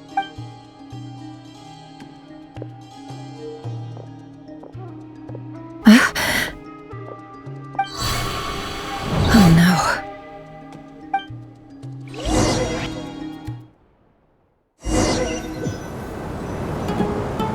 no. Sorry to disturb you, but we seem to have run into some trouble. Evidently so. Don't worry, I'm not about to leave you to fend for yourselves. I'm not that kind of boss. And it would go against the Curatorium's labor policy. I'm sorry? What did you hear me say? I wasn't talking about labor policy. Wait. How long have I been standing here? Not long. You just appeared by the door a moment ago.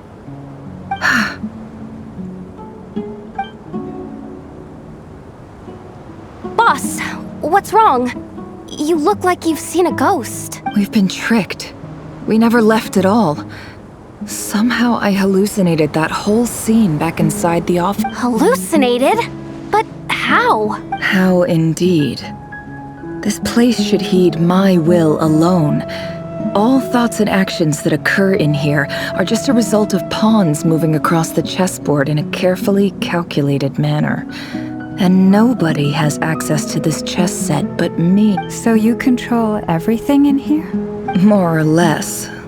But yes, it's a special technique of mine. Has anything like this ever happened before? Only once. It was the first time I used the chess set. Is there any similarity between what happened then and what's happening now? I suppose my thoughts are a little turbulent, which was also the case my first time. Is there anything I can do to help? The first clause of your contract clearly states that I only need your help with things that I'm— Meaning you're not feeling lazy right now? Meaning this is not something Yehoda can help with. Boss, it's fine. Really. Oh, listen to you. What? Yes, really. Where would I ever find another employee as obedient and servile as you? God forbid anything ever happens to you. Oh, okay. Well, anyway, I was thinking of fetching some water. There's gotta be a source around here somewhere. I suggest everyone finds someplace comfortable. Even though all this chess malarkey doesn't exist in a physical sense, you don't want to dismiss mental fatigue just because it isn't physical. Don't I have the best employees? If we can find a suitable time, I'd love to borrow Yehoda for a day to help out at the Frost Moon Scions. Would you be amenable to that? Oh, Lama. Have I ever told you just how pretty you are? Beauty runs from the tips of your antlers to the depths of your imagination. Time to rally, everyone. Follow me. As we continue our journey, the same rules will apply. That means stay focused and no talking no matter what we encounter. And don't disturb the chess pieces. You have my word that I will get us all out of here.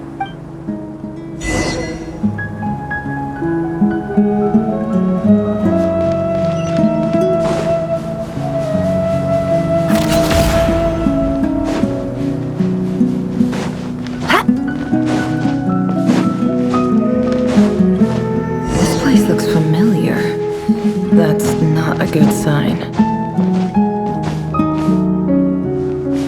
I wasn't expecting visitors at this hour. Oh, it's him. There you are. Sinue's been looking for you all day. I think he has some news for you. Oh yeah? What were you doing just now, Uncle Retinue? Hiding away some more loose change? I know I saw some Mora. What do you mean loose change? Oh, come on, I'm too old for this. Just pretend you saw nothing.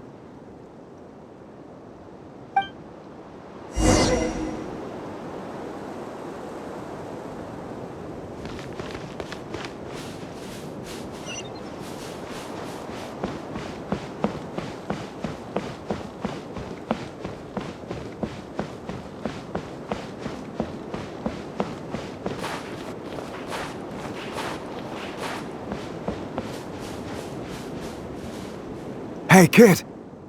Mind telling me what Sinuhe's been up to recently? I'm trying to get in his good books and I need a way in.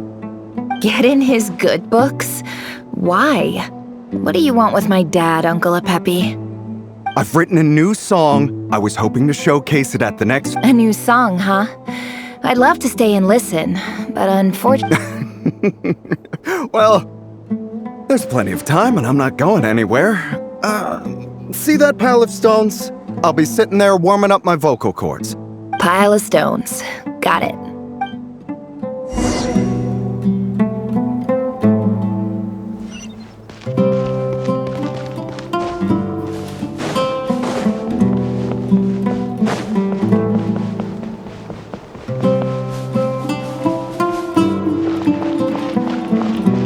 Hi, Dad. Uncle Retinue said you were looking for me. Ah, there's my little princess. If you'd gotten back just a little sooner, you could have shared the Spoils of war? Who were you fighting against, Dad? It was just... I was talking about our war against thirst.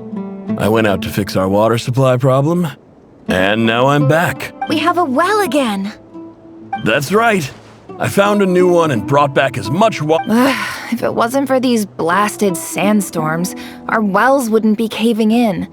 You wouldn't be spending all your time out searching for new water sources. As the chief of our tribe, I'm supposed to be leading us out of hardship and poverty. You know how prosperous our ancestors were. But things are looking up.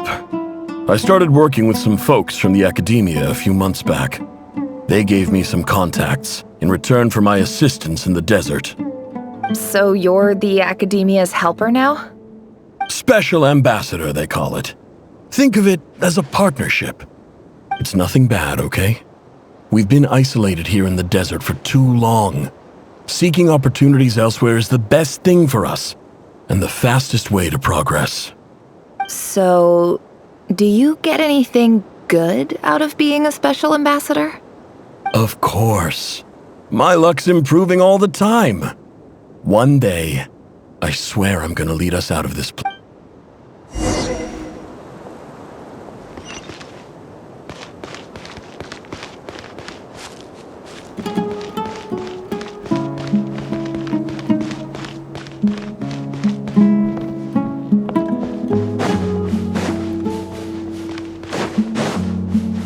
No more lies.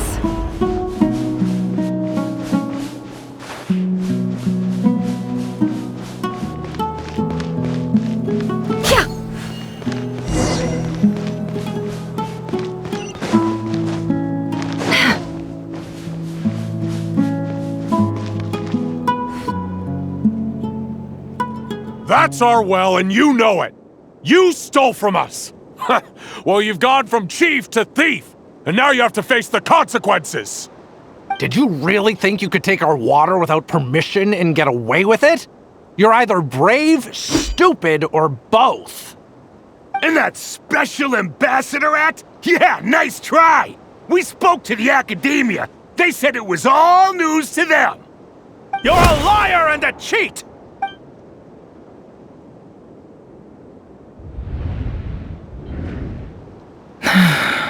I heard Yehuda gasp, but I don't blame her.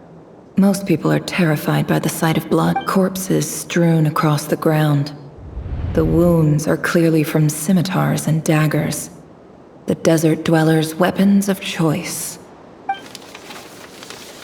There's a handwritten note on the ground. Halil, this is Sinuhe, chief of the Shimti tribe. Surely you remember me. I was the one who helped you and your colleagues avoid the quicksand in the desert. This is my second time writing to you. I assume my last letter must have gotten lost in the mail, as I didn't receive a reply. I hope that I'm writing to you because I need some help.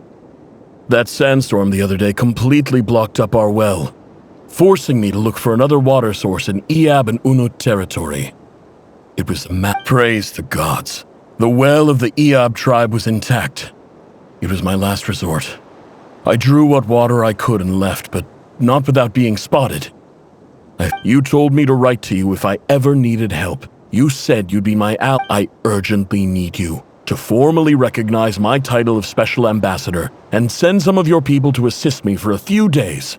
It's the only way I can convince them that this was the Academia's decision and prevent them from retaliating. This is an emergency. Looks like this letter never got sent. The writer died a grisly death, and the letter was trampled. What a ridiculous lie the surviving Shimti tell.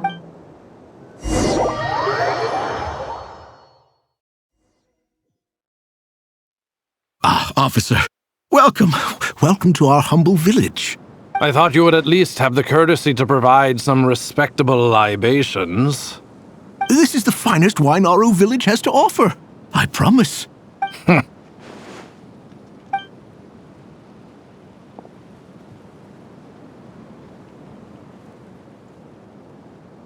The Academia has agreed to reserve a single space for a candidate from your village.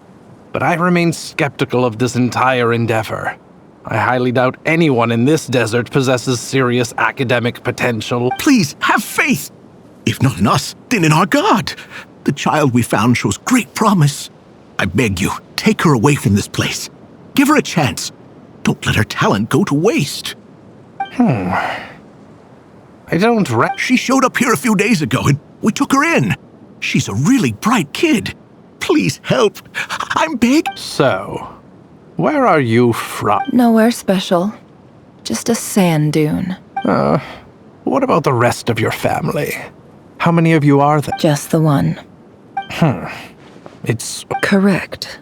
So, no brothers? No sisters? Any who have slept on a bed of sand, I call my brothers and my sisters. Apart from that, I have no family. All right, get over here. Sign your name on the form.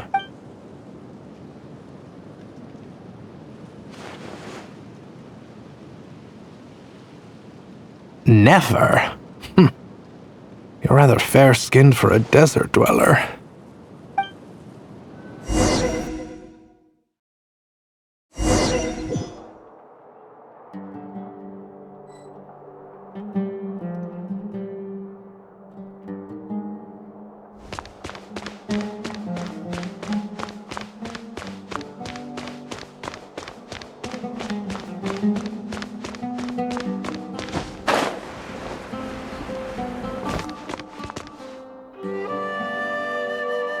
Nefer, this term's assignments have been issued already.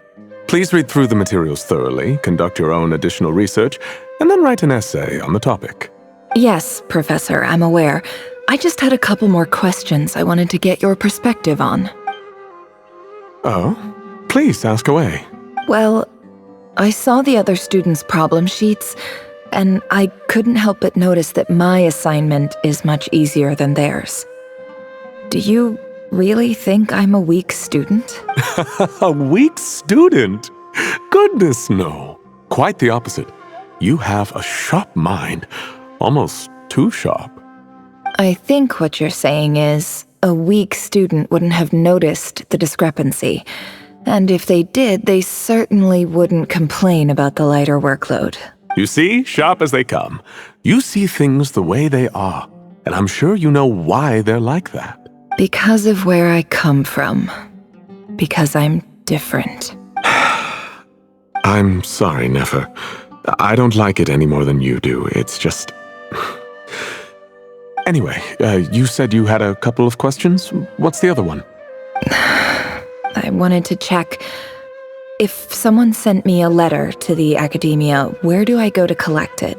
Ah, your family wrote to you. Well, as long as they put your name on the envelope, someone should hand it right to you. Not exactly. It's not even a recent letter. I was just curious where the mail would end up if no one collects it. The House of Dana, I expect. I know there's a box for unclaimed mail somewhere in there, probably sitting on a shelf. Whatever you're looking for, that'd be the place to start. Okay, got it. Oh, don't mention it. Honestly, I feel like I failed you. I'm supposed to be your teacher, but I haven't taught you anything. Hey, don't say that. You're a great teacher, and you do your best for all your students. But the rules are the rules. You're not allowed to teach students like me. It's not just the academia either. The whole world bends over backwards for the successful and leaves the losers to suffer and die. Oh, my dear child. Don't tell me you've given up on life already. I haven't. I just think that if you want to make it in this world, you have to find a way to become successful.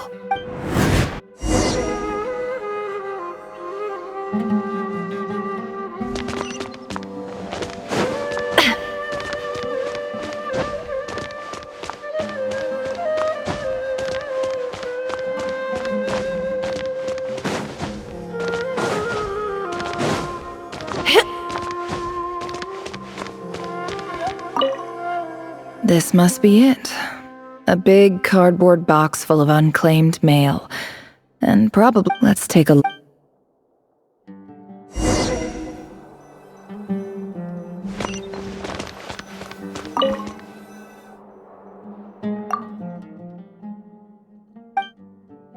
A dilapidation survey from Port Ormos. Looks like it's from a Core of 30 representative. What a strange thought. A bunch of mercs losing sleep over rundown buildings. This one was never even opened. I guess the recipient didn't care what the core of 30 had to say about anything. Who was it addressed to? I don't recognize the name, but it must have been a Kasharawar professor. This one is addressed to the Amorta Sage. The title is Changes Observed in Satyavada Life Symptoms. Why do all these letters read like full-blown dissertations? Guided by the incense, we became lost somewhere in the forest. All the barriers between levels of consciousness disappeared as our minds soared around in circles, looking for a branch to seek refuge on. In clinical terms, these symptoms fit the description of incense poisoning. The Amorta Darshan strictly prohibits the use of hallucinogenic substances, but I believe there are still people getting away with it. For example, my neighbor who always breaks out into song and dance after using This seems like something Wait, what's this written on the back? The note says, the sender authored this letter while under the influence of mushrooms. I would send it back, but no return address was provided. Stamped by the Grand Conservator of the House of Dana.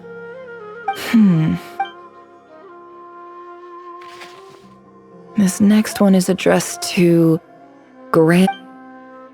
a few words of protest regarding recent changes in Sumeru's educational policy. In recent years, the academia has taken on a small number of students from the desert region, as per the policy to this. However, it appears to me that these students have not, in fact, been provided with educational opportunities that are, in any meaningful sense, equal to those enjoyed by their peers, as well as receiving dumbed-down assignments and perfunctory tutoring.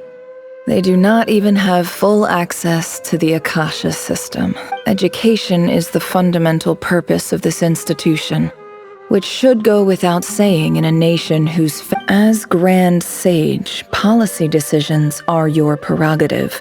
But do not forget your roots. You and I were once students too, as was everyone else in this instance. I do hope you will give some serious attention to this matter. I encourage you to discuss issues like this with myself and others. Great letter. Shame it didn't get to where it needed to go. And the sender is... Sage Cyrus of Spontamod. I didn't realize anyone else even knew how bad students like me have it in this place. So this is where letters from the Sage of Spontamod end up? Nice one, Grand Sage. Really enlightened leadership. Whatever. This isn't what I came here for. I'm not exactly holding out hope that a letter's... I can't believe how much discarded mail there is. Must have been years since someone last went through it all. And this is just one box. The whole House of Dana is boxes on shelves. I don't believe for 1 second that any human being has sat down and read through all the documents in this place. Who has that much free time? Wait, could...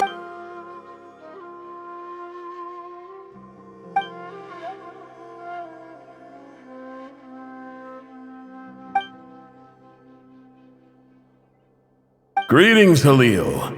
My name is Sinuhe, chief of the Shimti tribe. I was the one who came to you and your colleague Zaid when you ran into... I don't know how well you remember it now, but I brought you to safety and gave you some water and other supplies. In my tribe, learning a person's true name is serious business, and I therefore see you all as friends. The Shimti tribe lives a harsh, nomadic existence in the desert. You were sympathetic towards my plight, promising to make me a special ambassador of the academia and help us find a way to make a better living. This brings me to my reason for writing. Our tribe has fallen on particularly hard times, and I would like to ask, there was a terrible sandstorm a few days ago, which blocked up the Eob and Unut are descended from the Thamudians. While we trace our ancestry to Tulatula, we worship the Lord of Flowers and have had relatively good relations. I found a well belonging to the Eob tribe.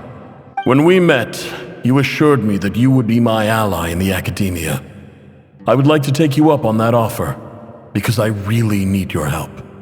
That aside, the last time you were here, you mentioned that the academia had started accepting students from the desert, and I told you a little about my daughter. We have next to no resources here in the desert, and my power and influence are limited. Would you consider enrolling my daughter at the academia? From the outset, the academia never took you seriously. Those things they promised were just empty words. I doubt they even remember the name Sinuhe, and you were so emphatic that your luck had finally changed for the better. You swore you'd lead us to a better place one day. You spoke with such conviction, like you were the most powerful chief in the whole desert. You liar. You lied about everything. You promised the world and delivered on none of it. And who fell for it? Just me, by the looks of it.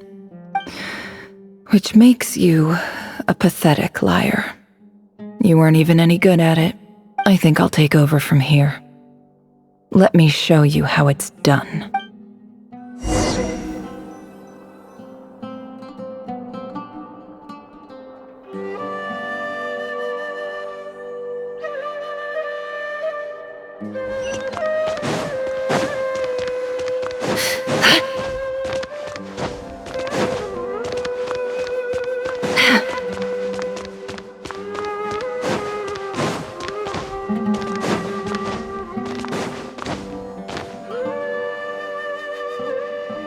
I just came to say goodbye. Thanks for everything you've done for me in my time here. Nefer? You packed your bags. Where are you going? I'm quitting. Something's come up in my hometown. Gonna head back and deal with it. Huh? But this was a hard-won opportunity for you. You know that better than I do. It was, but it doesn't matter. I have more important things to deal with, and they can't wait. Oh, and I didn't want to overfill my bags, so I left some incense on your desk. What's wrong? I thought you liked incense. Although, I did read somewhere in the House of Dana that it has hallucinogenic effects. Don't use it all at once, alright? Isn't this the stuff you brought from your hometown? You're just letting me have it? But you... Yeah, I lied. It's not rare at all. There's this bunch of ruins near my hometown that are practically overgrown with this plant. It's not worth much. Keep it, it's fine. But Nefer... Alright, that's all from me. You take care.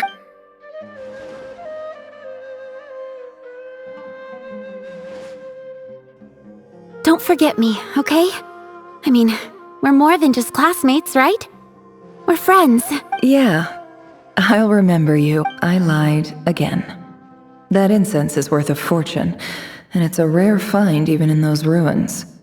And as for remembering her, I have far too much to do when I get back. No time to reminisce. I'll be lucky if I even make it through this alive. But either way, I expect I'll forget you pretty quickly.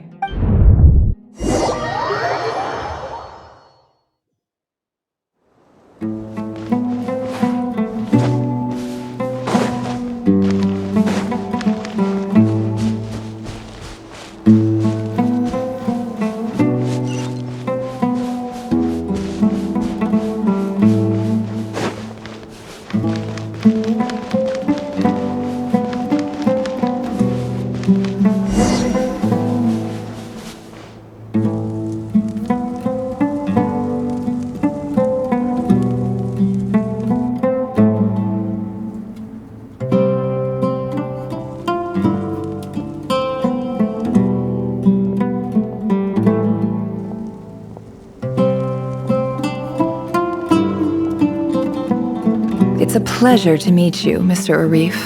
So, what does the Academia want? Since they've sent their special ambassador, I assume there's a big business deal to be made. If not, I'd be very disappointed. Please, sir, lower your blade. You're lucky I'm the one they sent. Not all special ambassadors share my admiration for the Iab people. The ever-shifting balance of power in the desert reduced the once great civilizations of this region to rubble and sand. But the... So, you do know who you're dealing with? This well is the perfect symbol of your strength, is it not? It used to belong to the Unut, but it looks like you have control over it now.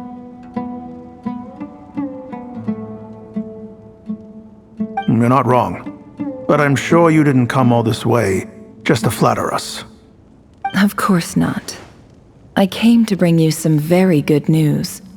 Some information that recently came to light, which might just be your ticket to freedom. Records uncovered by the Vahumana Darshan show that a certain well currently under Iab control is built on top of some ancient ruins. These ruins are of great archaeological interest to the Academia. I checked the map carefully on my way over here, and I'm confident that this is the well in question. The Academia is offering 50 million mora in return for excavation rights. 50 million? No, wait. If these ruins are as important as you say, 50 million's a little low, don't you think? Don't get greedy, Iab. We know far more than you think. We know that you seized this well by force. Wasn't that the first step in your rise to power? To drive away the Unut and steal their water supply? So what if it was?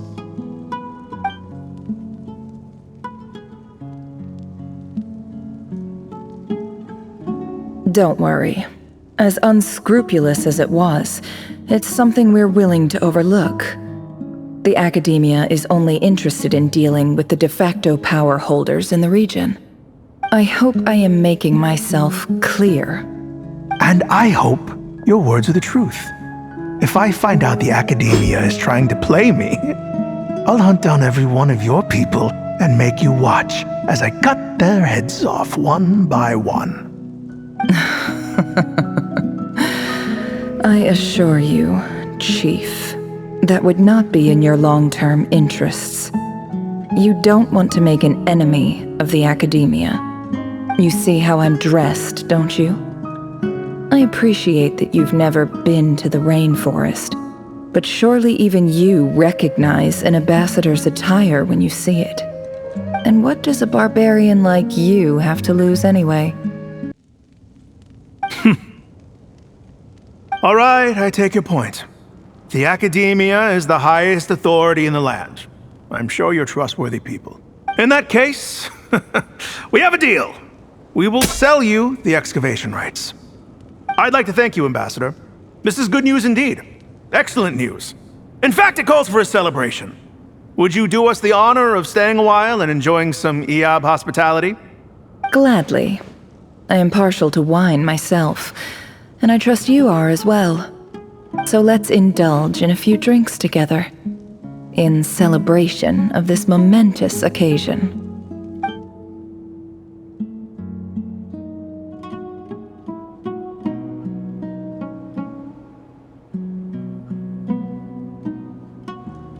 Chief!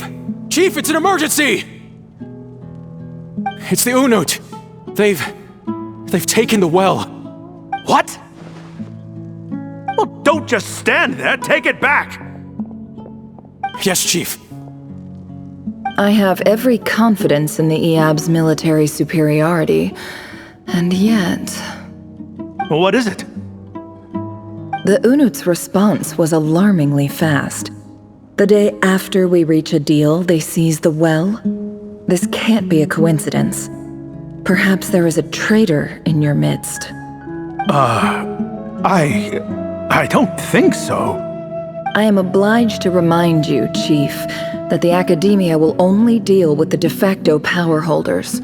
If you cannot regain control over the well, I'm afraid you won't see a single mora of that 50 million. No!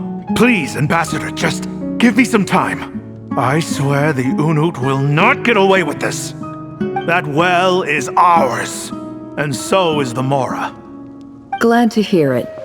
I will wait here for an update. If there is a traitor, I will find them. In the meantime, make yourself at home. I'll report back as soon as I have an update. Much obliged. Wow. All it took was a few words and I've got him wrapped around my finger. What an amazing feeling. So, in summary, Ambassador, the Academia would rather negotiate with our tribe instead of the Eab, yes? The Eab are ruthless murderers who don't listen to reason. And now they have the gall to interfere in our research projects in the desert region. So let me ask you, Chief, if you were the Academia, what would you do? Kill them all, of course. Precisely. The Academia does not tolerate those who stand in our way. The Eab have held back our academic pursuits for too long, and our patience is wearing thin. At the same time, there is simply no way that the Academia can be seen to be intervening in desert affairs. I'm sure you understand where I'm coming from. We have our own rules out here. If the rainforest dwellers raised arms against a desert tribe, it'd start a bloody war. Right. We can't confront them ourselves, but we can support their enemies. The Unut have always had strained relations with the Eab, which make natural allies. Weren't the Eab your allies once? You were quick to send them after us to protect your interests back when we stole that water. And now look at you. You're at each other's throats. Let me be clear. The Academia wishes to collaborate with the legally recognized rulers of the desert in this matter. We are asking for excavation rights to that well, and our offer is 50 million mora. Say no more. I believe we have an understanding. Good. Then I suggest you get to work. Get us access. You see, Dad? Lying is easy when you know how. People will believe anything.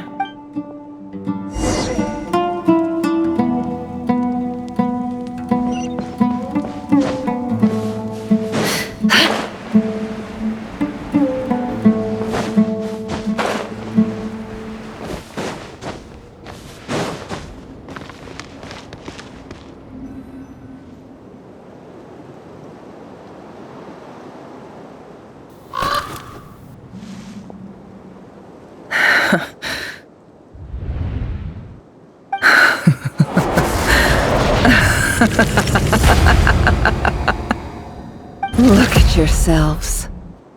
You may be vile, savage monsters, but your butchered bodies bleed like any others.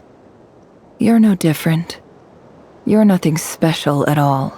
The monsters who destroyed my home, they're just ordinary, petty human beings. What a joke. I think we're even now. Maybe I've even done the desert a favor. It's a better place without all these people around. Oh, Sinuhe, my gullible fool of a father. Perhaps if you'd been as ruthless as I was today, our tribespeople would still be alive. In this dog-eat-dog world, a chief needs to be tough, but you couldn't do what had to be done. So I did it for you. Nefer, it's okay. All of this is in the past now. I believe I remember you promising to remain silent. Yeah, but even so... Yehuda, is there anything you can do to ease the tension? Alright, time for a sharp turn onto... So, anyway, that's enough. Feels like we've been walking forever. I'm getting pretty tired. Oh, Alma. Yes, if we can find somewhere to sit down, I could certainly do with a rest. It's not far now. There should be a temple just up ahead. Yes. Really? A temple? I guess that's how things go in the desert. Desert dwellers can never escape their destiny. Or so everyone says. I never wanted to believe it, but looking back now, I'm as desert as they come. You mentioned a temple. What's waiting for us there? My biggest trade secret of all. Ah. Then I'm guessing it's where you got your power from. The power to peer into other people's minds. I didn't know you were clued up on any other religions. I'm no expert in the history of Sumeru, but since you come from the desert, I would imagine it has something to do with King Deshret. Sounds impressive. Ah, I know who you mean. General Mahamatra Sino. The spirit of Hermanubis dwells within him. That's Boss Neff for ya. She knows everything. Sino's hardly a figure of obscurity, but I know about Sethos too. What about him? Is he a... Well, he's not a small deal, let's put it that way. Please, this is the bare bone basics. Save the flattery. Thanks for your patience, everyone. I'm sure it's been a lot to take in.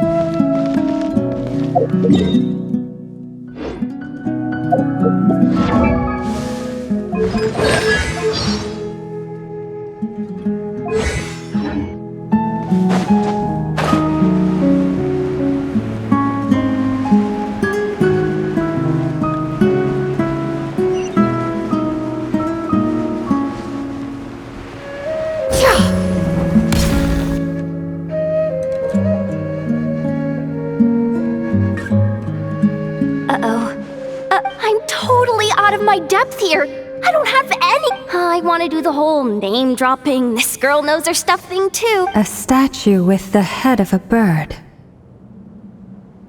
That's Thoth, the Ibis King, one of the 7 pillars of King Deshret. The legends say that he, the Crocodile King, and the Goat King were the 3 retainers of King Deshret. Let's take a look.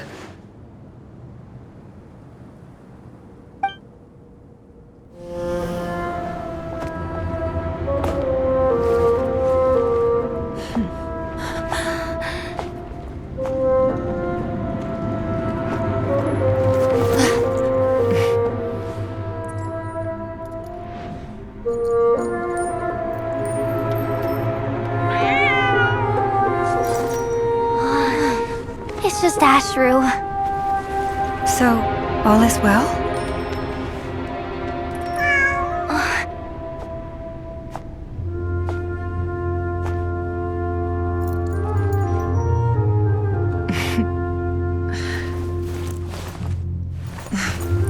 Typically speaking, at this point, the world disintegrates.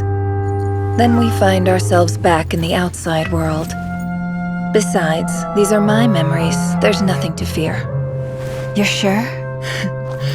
Of course. It's almost over.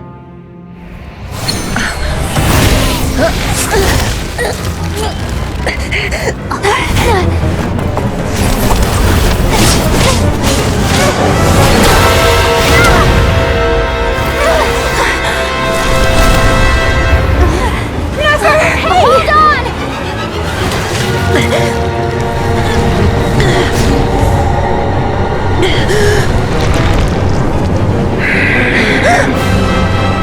Knowing too much is always a death sentence. Speak for yourself.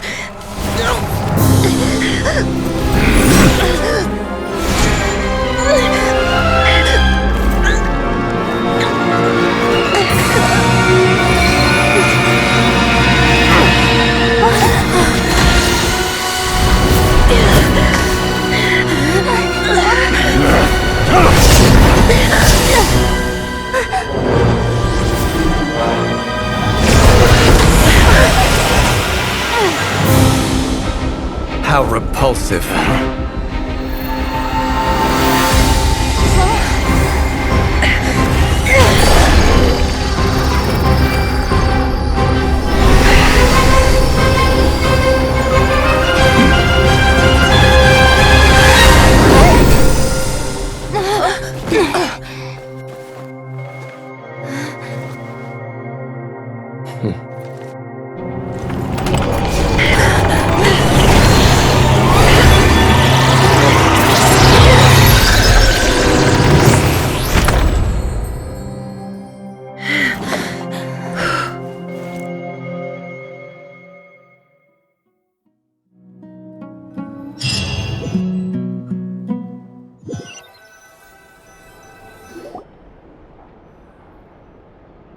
Timed that pretty well, didn't I?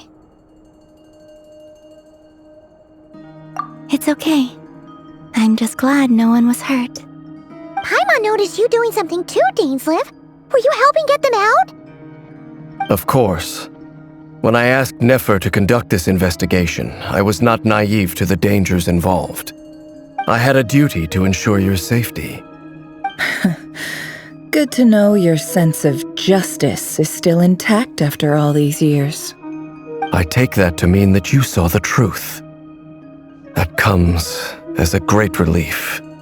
I certainly did. And thanks to your help, I also managed to trap Rerir inside the chess set. Whoa, really? How'd you manage that? Well, to be honest, I sensed that something was wrong long before we made it to the temple. By using this fragment to probe into Rerir's past, well, the monster formerly known as Rerir, it seems I alerted him. I was tracking him, then he caught on and started tracking me too. Can't say I'm surprised. But how did he track you through your thoughts alone? That shouldn't be possible. Rerir was a secret agent who reported directly to the Vinster King. He is an expert at finding a trail and hunting down his pursuers. No wonder. He infiltrated the chess set, read my thoughts, and built a new virtual chess set inside of it. That's why we weren't able to leave at first. Speaking of your chess set, it's quite a remarkable item. Would I be right in thinking you have some connection to King Deshret? You overestimate me. I only have a connection with one of his underlings, the Ibis King. You all saw how this came to be. A long time ago, the Iab massacred my tribe, the Shimti, in our home village.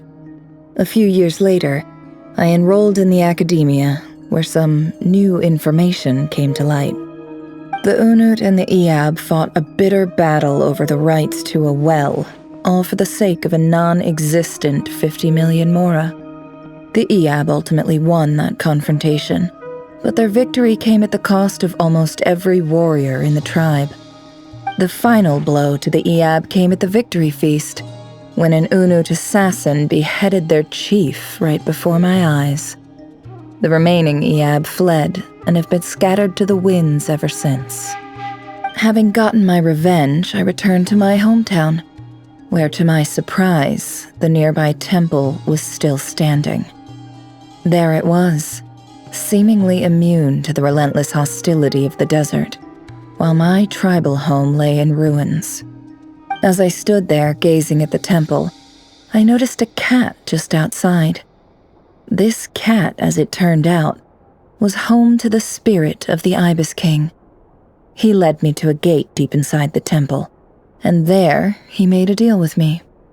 This chess set is my gift from the Ibis King. The chessboard within is made to the same specifications as the one in the mausoleum of King Deshret, and represents his power of piercing analysis. With this chessboard in its container, I gained a certain ability to perceive hidden secrets. Now, You could conclude that the Ibis King simply wanted to give the people of this world the power to seek the truth. But I don't believe that's the full story. Every god plays favorites. Their hearts are as fickle as any human's, full of secrets, perversions, egotistical tendencies. But precious few gods are willing to admit this. It is the same with all powerful forces, including fate itself. Their gaze falls preferentially upon a select few. As you rightly point out, this is an act of favoritism. If you're alluding to the Abyss, then yes, I agree. Gather the others. It's time to share everything I've learned.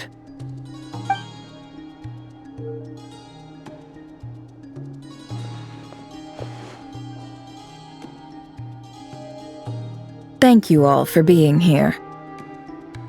As promised, I did some further investigating into the Rerir of Solnari's background. I am pleased to report that the investigation has been most fruitful indeed.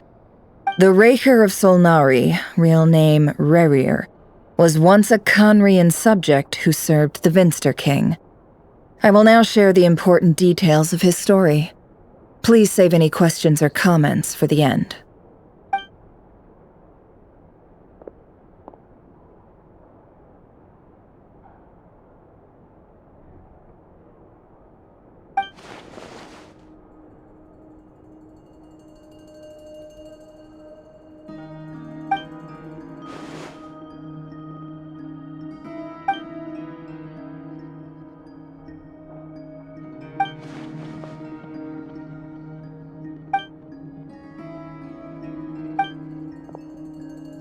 So that's why he's so obsessed with the moon.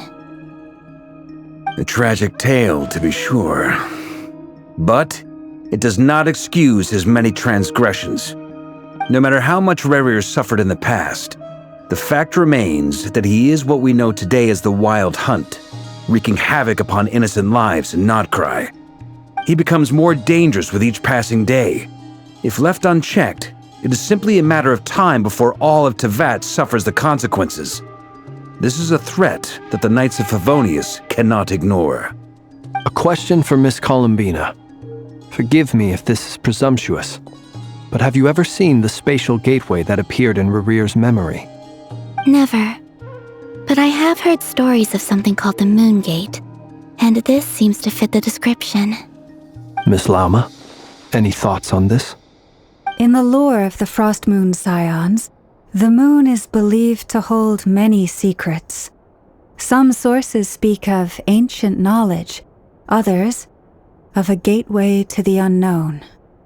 The term Moon Gate is one I have heard before, but as is the case with all of our legends, there are no records of any first-hand witnesses. We cannot know whether it truly exists. Then back to Miss Columbina. As a moon goddess yourself, do you have some idea of where the Moon Gate leads to? Not at this stage, sorry. I do hold the power of the Frost Moon, and my strength is recovering well. I can sense that the gate would open at my command, but... But there's more to the power of the Frost Moon than that? Yes. A moon goddess has the right to open the Moon Gate, since it is a path to the moon. But as Nefer mentioned, holding open a spatial gateway takes a huge amount of power. And right now, I need to conserve my energy to fight the Rerir of Solnari. I'm afraid this is one mystery we may have to leave unsolved for now. I agree. Better to save your strength. But if you'll humor me for a moment, I have a bold conjecture of my own regarding the world beyond the gateway. I highly suspect that neither Tholindis nor Rerir made it through unscathed. The evidence pointing to this is the fact that the Rerir of Solnari exists in the form of countless fragments. With the abyssal power he wields, no ordinary foe can touch him, let alone tear him to shreds. And yet, the Wild Hunt proliferates wherever his scattered fragments lie, drawing hordes of monsters to many different locations across the land. So your theory is that Rerir was physically torn to shreds by some powerful force? Hence, why the Wild Hunt is a distributed phenomenon, rather than a unified one? Makes sense to me.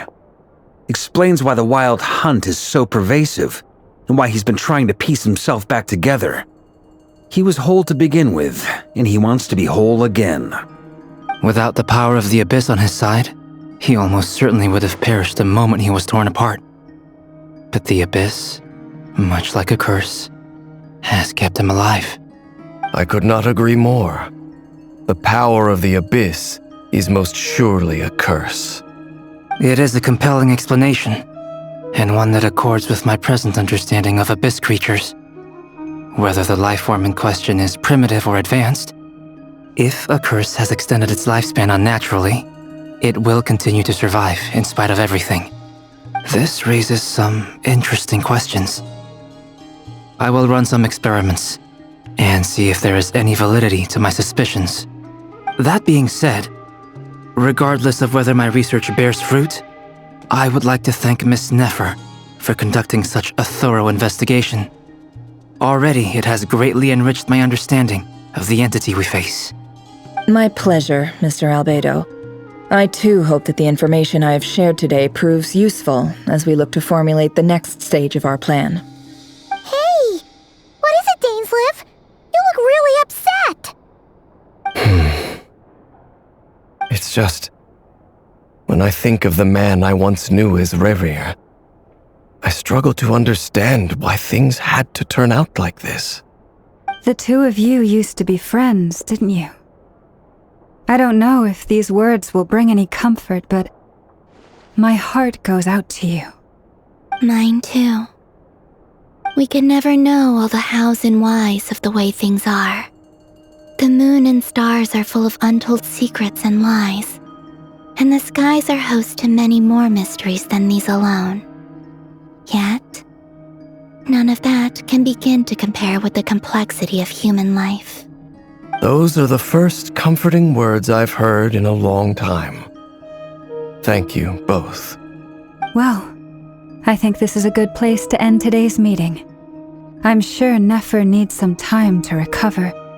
She's been through an awful lot today. That's very thoughtful of you, Lama. Of course. Sounds good to me. Take some time to rest and digest before we reconvene to nail down a plan.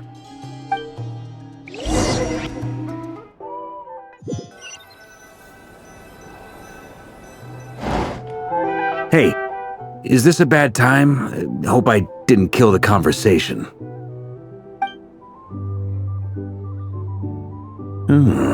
Nice room. Oh, I'm not coming in, though. Why not? It's just a hotel room. If it's all the same, I'll just stay out here. I might not look the part, but I'm technically a knight. Barging into people's private quarters isn't the kind of thing we do.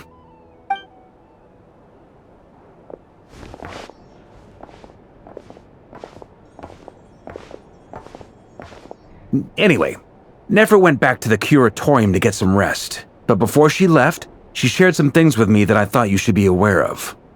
Firstly, although she managed to trap the Rerir of Solnari inside her chess set, there's no guarantee that the power of the Ibis King is any match for one of the 5 sinners. Their powers are beyond our comprehension. It's only a matter of time before he finds a way to break out. We have to come up with a plan and take care of him before that happens. Honestly, my mom figured that might be the case. So, how long have we got? Well, I asked her that same question. She talked for a long time, but for the most part, it seemed like she was trying to convince me how precious her chess set is. What a long and storied history it has. It felt like some kind of sales pitch, you know? The kind where you end up handing over Mora against your will? Anyway, after all that, she finally answered the question. 2 days, at most. 2 days? Holy moly!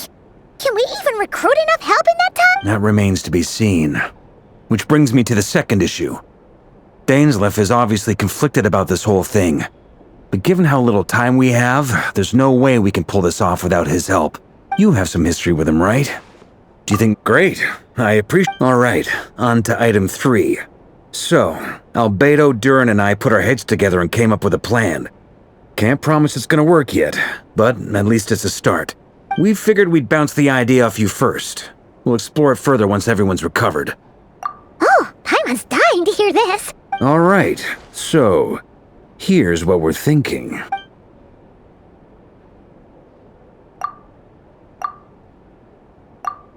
We felt a little uneasy about roping you into this. I mean, firstly, you're not locals, and secondly, none of us are your boss. You're well within your rights to refuse if you so choose. Roping us in? Why would you even say that? We know the stakes here. It's all of us against the Rerir of Solnari, or none of us stand a chance. I choose my words very intentionally, I'll have you know.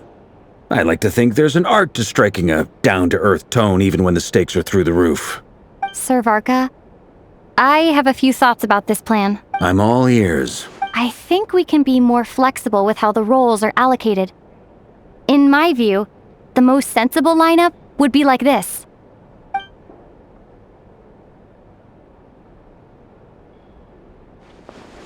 I see your point, yeah. But if that's how we're going to approach this, you'd better make sure you're ready. To be clear, I don't doubt your abilities. Far from it. I just want to make sure. Are you really willing to take all this on? I want to do everything within my power. The Rerir of Solnari is a truly fearsome opponent, and if I do my part, it'll greatly reduce— Well, that tracks, as in, most people weigh up the risks and rewards in situations like this. But you seem to just march towards danger without a moment's hesitation. Of course, everyone appreciates a fearless pioneer. But all that aside, I'm the Grand Master of the Knights of Favonius, and you're our honorary knight. I want to make sure your courage doesn't come at the expense of your safety. Thank you, Sir Varka. I should be the one thanking you. It means a lot to have you on board. I'll give some serious thought to your suggestions.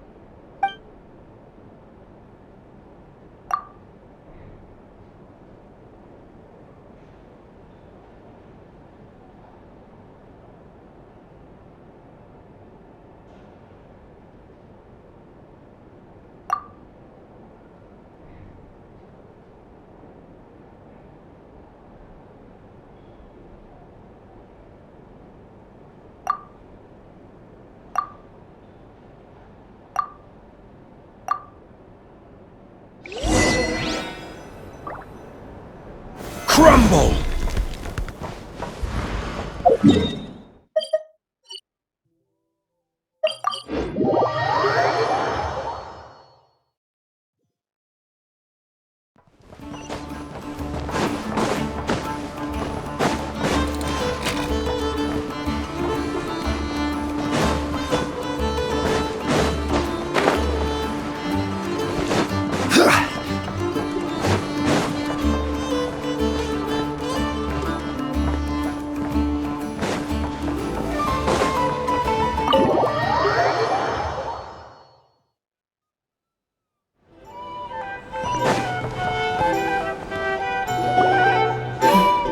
This is a thorough plan, but I do have one last question before we take action.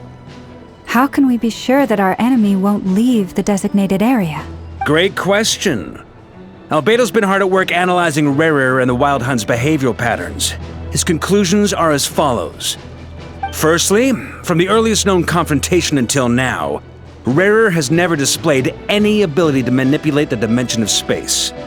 So it's unlikely he has any power in that domain. Secondly, he seems to have a particularly strong vendetta against our group. If we put him in a fight-or-flight situation, he'll choose to fight. Thirdly, finally, and most importantly, he is consumed by hatred, both for the moon and for his enemies. Turns out, we tick both of those boxes.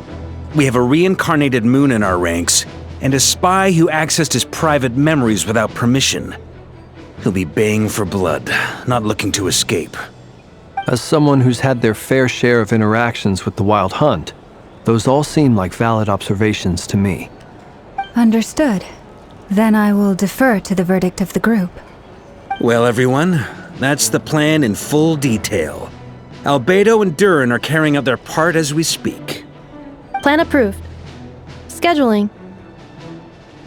Okay, any firepower you need, I I got you covered. Let's light this baby up.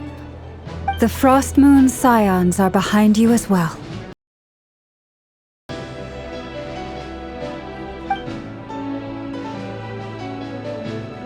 No objections? All right, then it's settled. This is the plan we're going with. Next up, an old tradition of mine. Anyone who wants to back out, now's your chance. Wait, we can still back out. Everyone says things they regret, right? A very people-first approach. Who'd you hear of? Shh. We don't use people's real names at work. This contact will be known only as Owl, please and thank you. This plan can only work if everyone does their part. Flint's and I will absolutely support it. We shall indeed. Also, you are the last person I expected to see here, Miss Dory. It's not often I get called Dory in a work context.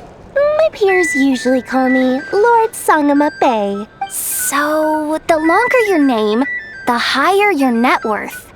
Is that the idea here? In that case, Mr. Flint's here must be worth a fortune. That's right, I know your full name. It's... The walls are thin here. I'd appreciate you keeping that a secret. Okay, fine. I'm actually only here as a favor for someone else. Do you have any idea how much it would cost to hire me otherwise? Oh! Does this mean someone out there actually has the power to boss Dory around? It most certainly does not. We have a long-standing and mutually beneficial business partnership. Said Mom supplied me with a great little trinket, but now that lady's ruined everything. If I don't start building a little goodwill now, my whole business in Nod Krai is gonna go down the drain! Okay. So what exactly is so special about this pendant? It's a lucky charm that a great mage made for me. We have a business relationship, and she was worried that something bad might happen to me. So, she wanted me to have something that can store power to protect myself with. I finally got it all fully charged up with Kuvaki, and then Nefer went and used it all up at once! Never lost so big in my life! You're right. It was all my fault. I didn't mean to drain all the Kuvaki in the pendant, but I'll make it up to you. You will? Well, in that case, how about you give me your chess set? And... I knew you'd say that. Well, it's yours if you want it. In fact, take it now, and I'll even throw in a free Rerir of Solnari. Deal? You're putting me in a difficult position here. It's a very useful thing to have around, but I have a funny feeling it won't be around much longer. Looks like bankruptcy for me. Hey, don't be so pessimistic. See this through and you never know. You might find a new business opportunity on the other side.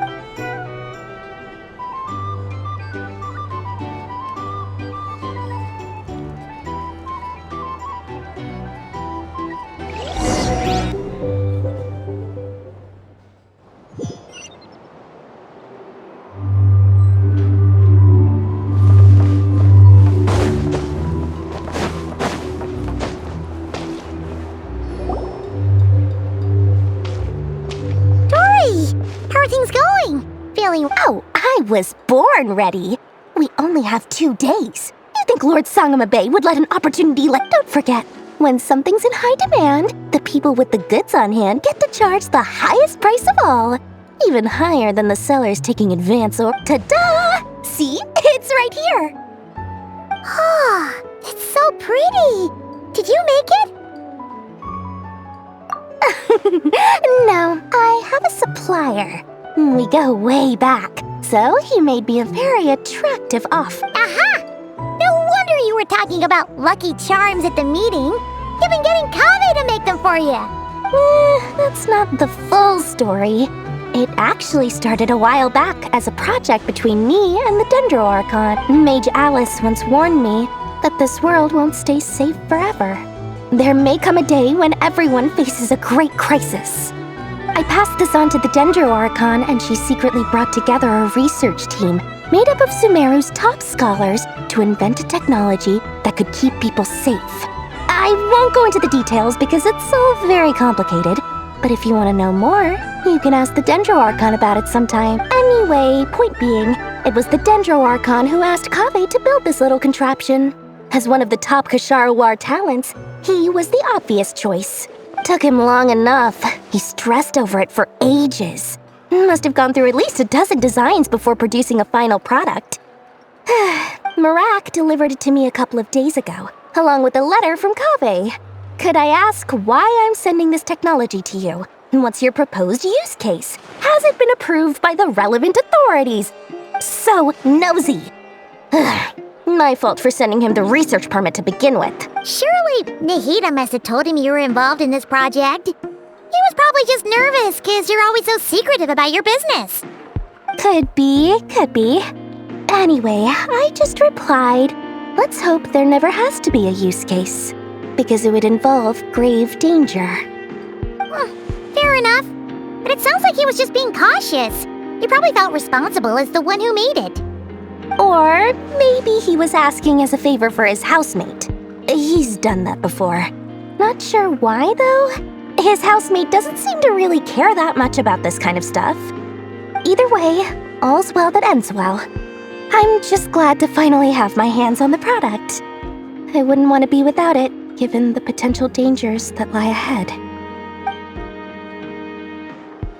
Huh? What does that look mean? Paimon's just super surprised. This must be the first time we've ever seen... Well, a long time ago, I made a promise to myself. I promised that I was gonna live every day of my life with a big beaming smile. Obviously, Mora plays a big part in that. But there are always gonna be times in life when you have to give something back. That could mean paying back a debt, returning a favor, or showing some kindness. Alice has been a huge help to me over the years. She was the first investor I ever had.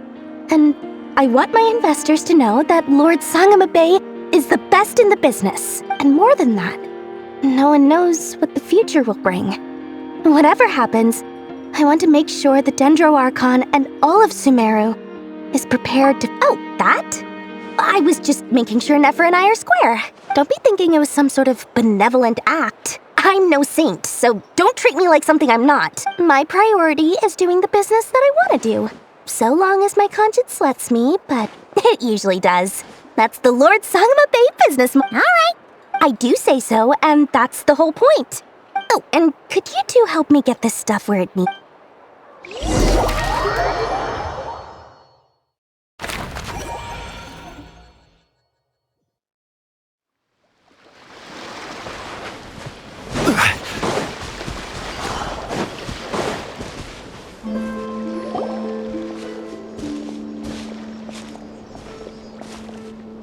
Traveler, Paimon, it's good to see you. Everything going smoothly over here? Sort of. As you're probably aware, Varka, Diren, and I captured some abyssal creatures from the Wild Hunt. Per the plan, we dissected and analyzed some samples of these creatures. The process went very smoothly. The findings, however, come with some troubling implications. What? You can actually dissect the Wild Hunt? That depends on your definition of Wild Hunt and dissection. Harmless, lifeless. These words are accurate descriptions. The Wild Hunt is an interesting phenomenon.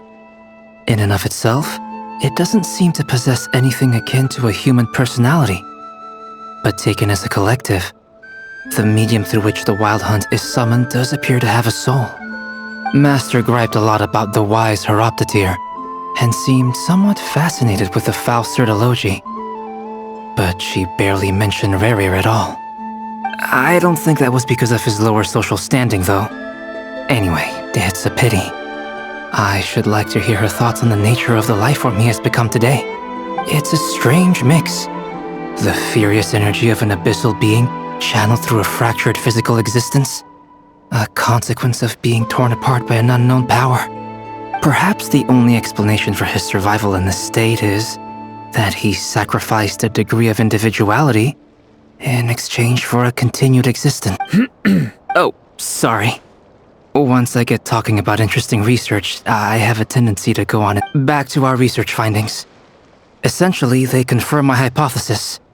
Rerir's corpse is completely contaminated by the Abyss, and the effects are irreversible. You could think of this as Rerir in mutated form. But in my view, even that would be inaccurate.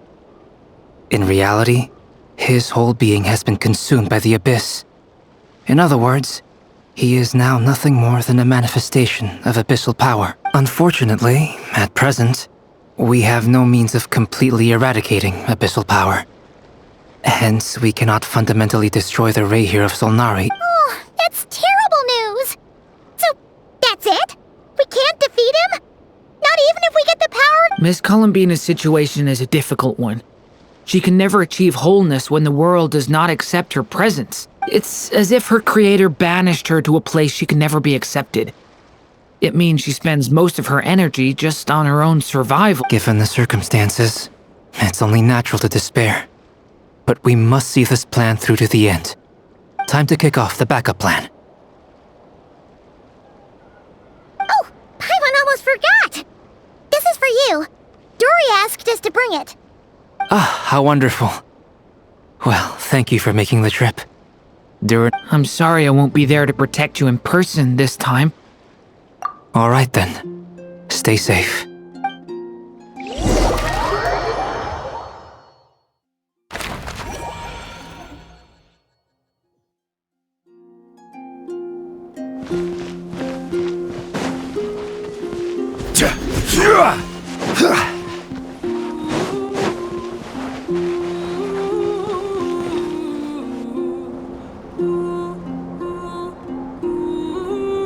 Miss Lauma, is everyone here?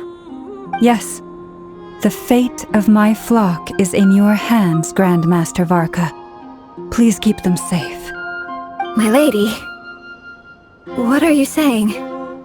Within the next 24 hours, we will face the biggest crisis the world has ever seen. This is not a burden that we deserve to bear. But I believe that we reap what we sow in this life. So I intend to act. I must do what I think is right. For me, that means fighting for the future of Nod Krai. This gentleman is the Grand Master of the Knights of Favonius, Varka, Knight of Boreas.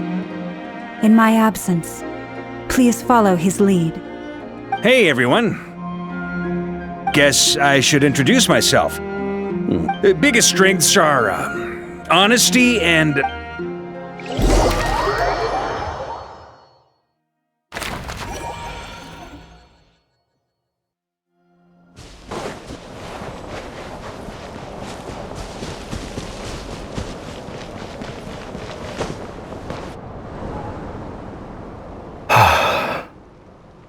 Something on your mind?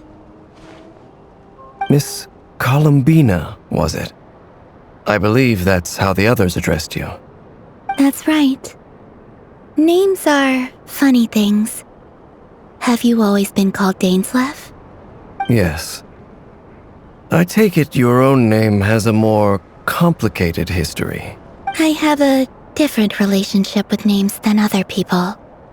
To be honest, I'm not even sure that Columbina is my name. At least, not in the same way that Dainsleif is yours. But it's what everyone calls me, and I go along with it. A lot of my life has been that way.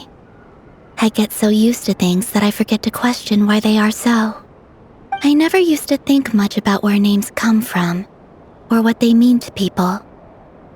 Maybe something's wrong with me.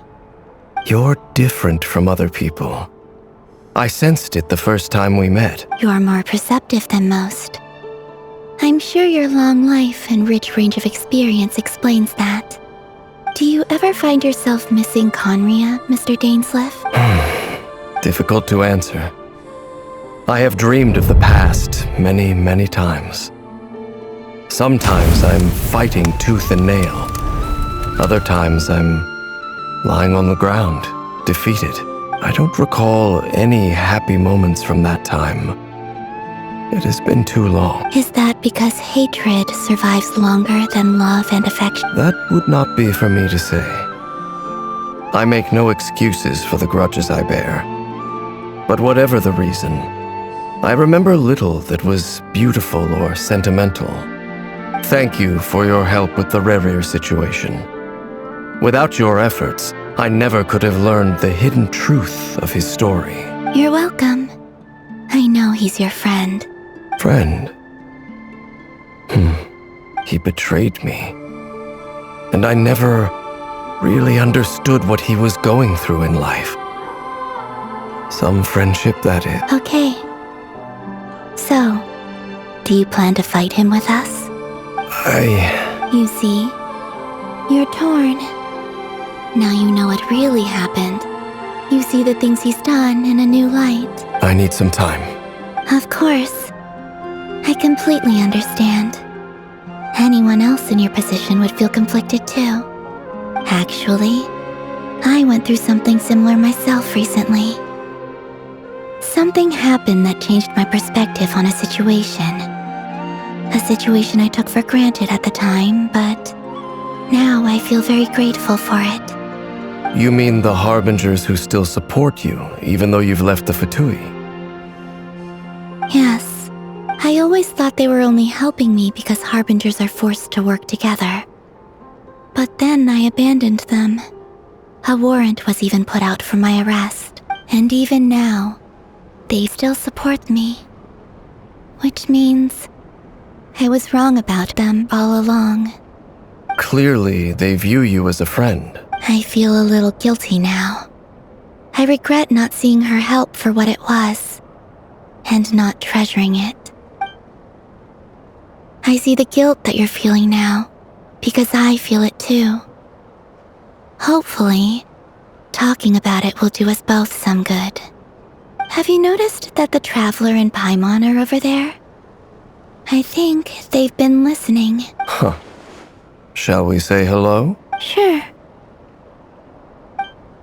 Hello. Ah! They caught us!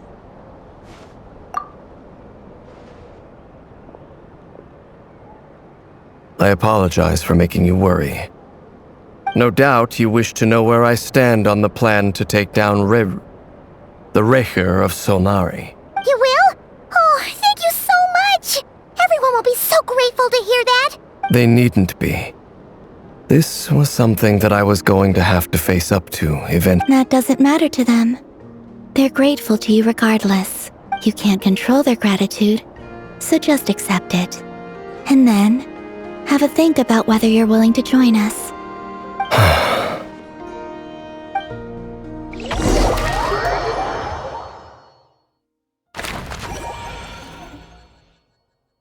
It's nearly showtime! Let's go rendezvous with the others. You know the place.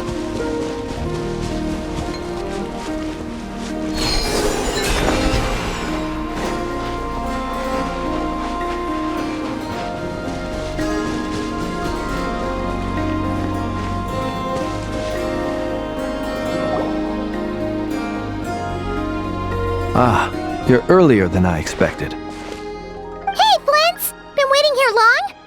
Not too long. I came a little early so I'd have some time to think. Are you nervous about the battle? Quite the opposite. I'm reminiscing on my past battles. When I was awakened by the Ratniki, I had not touched a weapon in many years. I felt like the battlefield was not where I belonged, but after waging war against the Wild Hunt for so long, I came to realize something. A life of absolute peace is simply not a possibility for me.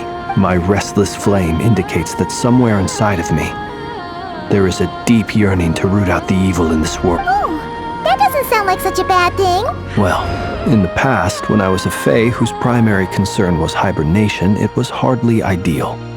But it certainly serves me well here in the present. And I am delighted to be able to join forces with you in this endeavor. Looks like I'm not the first to arrive. Ah, Miss Lauma. Did you sleep okay last night? I struggled to settle down at first, because of the nerves.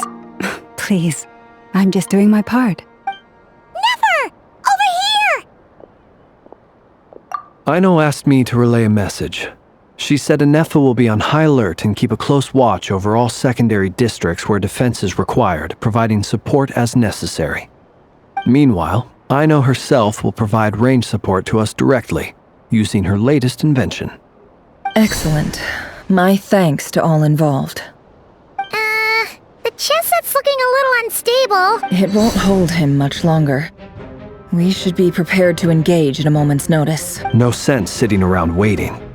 Let's make the first move while we still have the option. I agree. Paimon, find a safe hiding place. Got it!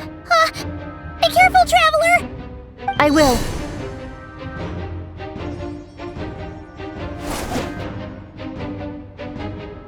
Everyone, take your positions as soon as the battle starts. Every ounce of strength we have in our bones, let us bring to this fight. Ready? Let's go. I've seen all your futile ploys before.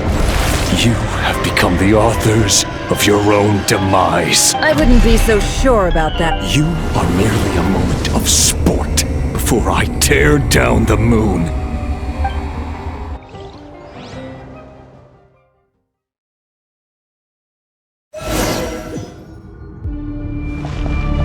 Stay on your toes.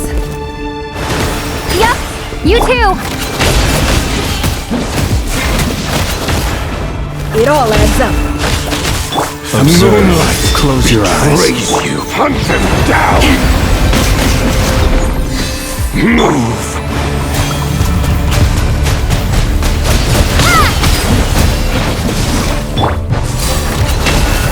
Can't hide the truth. The mystery unravels. What do you have down?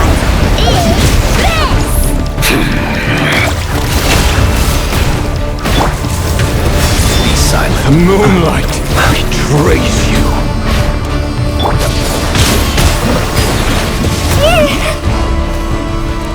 Move. The moonlight. No more betrays you. Forest, protect us. With one heart, we pray. Go! Leave. Futile. Can't hide the truth. Observe. Do you fear the dark? Be silent. Hunt them down.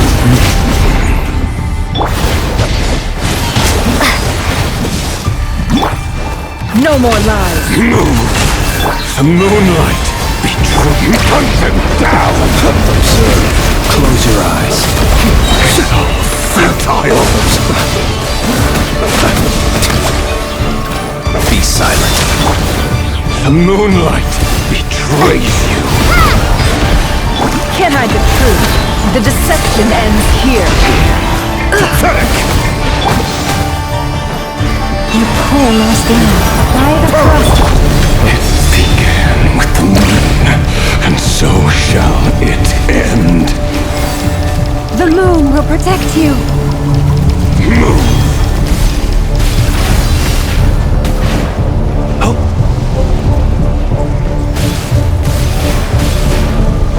The moonlight betrays you.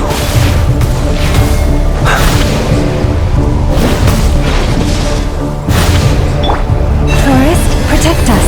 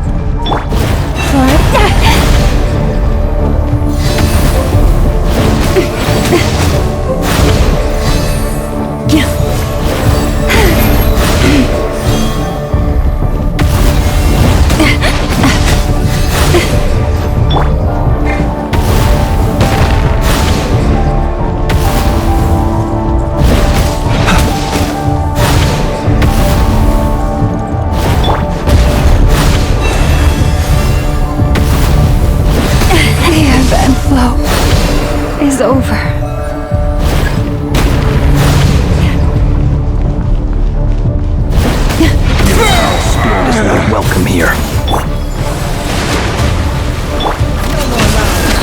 The mystery Leave this place for the everlasting. Close your eyes. Night falls. Observe. Close your eyes. See you at the graveyard. Pathetic hunted down! Finished. Can't hide the truth. It all adds up.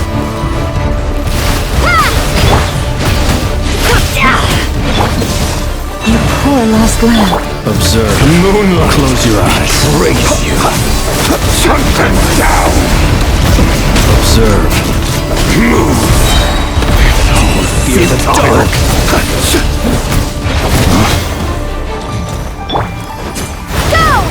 Move! No more lies. Seek within. A grave path with one heart. Moonlight! Be silent. Close your eyes. Night falls. Move! Pathetic! Steady now. Can't hide the truth.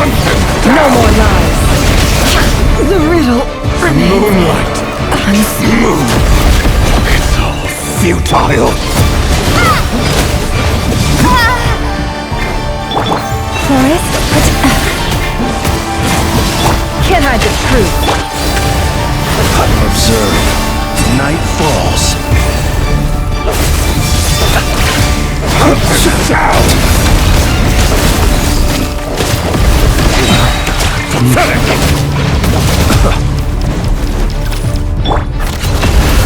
No more lies. Futile!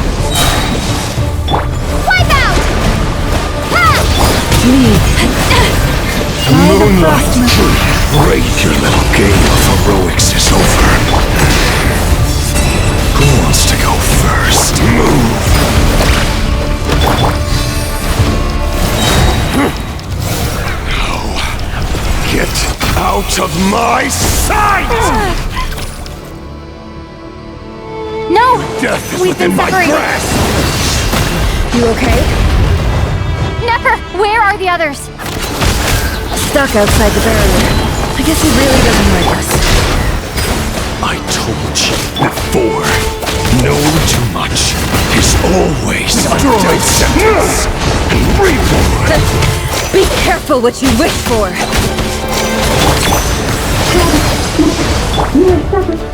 Lauma! Can you hear me? Silence. Voices are gone. But at least they're still there. I need to focus. How much power The plan. will it take? Remember my most important task. Just keep stalling him.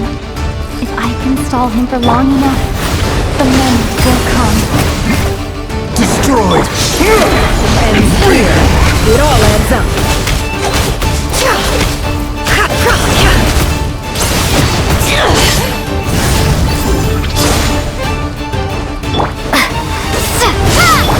No more lies.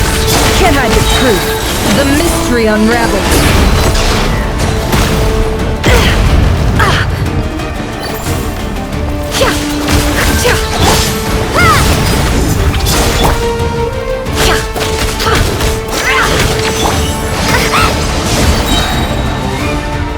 Nowhere to run, nowhere to hide.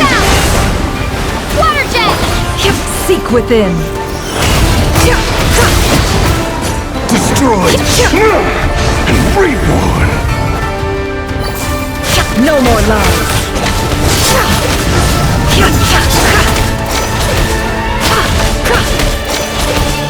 It all falls into place.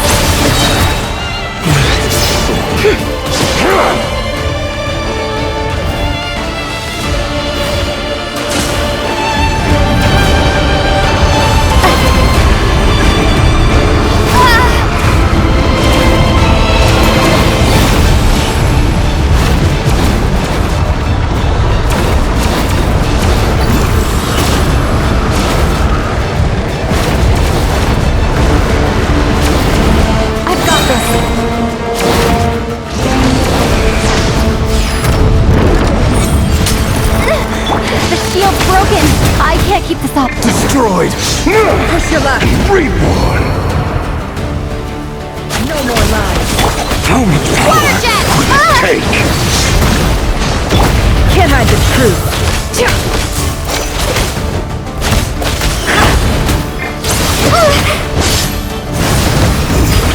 It all adds up. How unfortunate.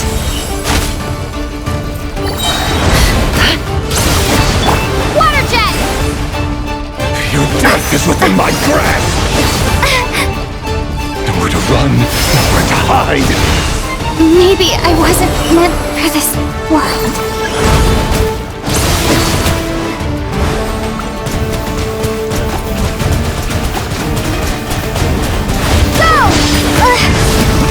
The mystery unravels. No more lies.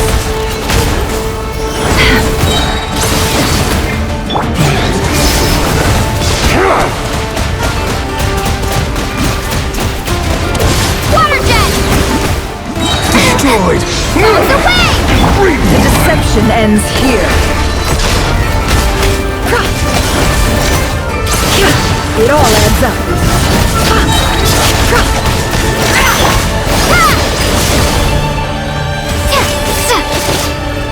The mystery unravels. Can't hide the truth.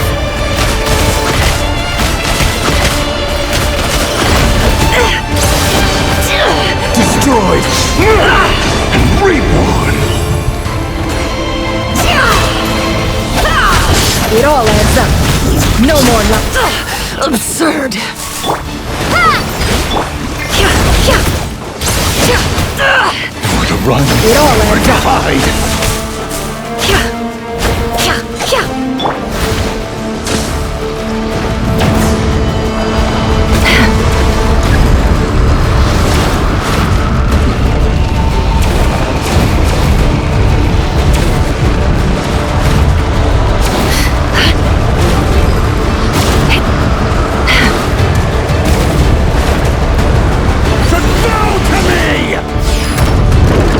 The riddle remains unsolved.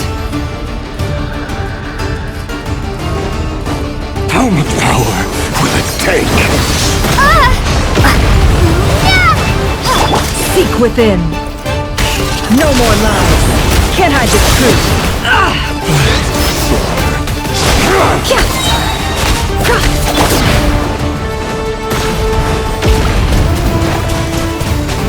Your death is within my grasp! The mystery unravels.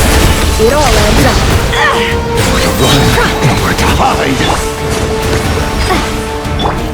Can't hide the truth.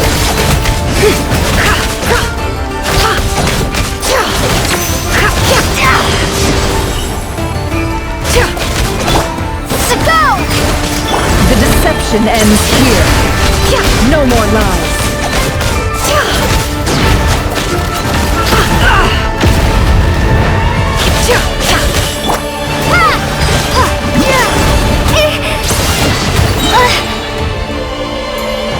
Bombs away! Can't hide the truth. No more lies. Destroyed! Absurd. Can't hide the truth. Seek within. Water jet!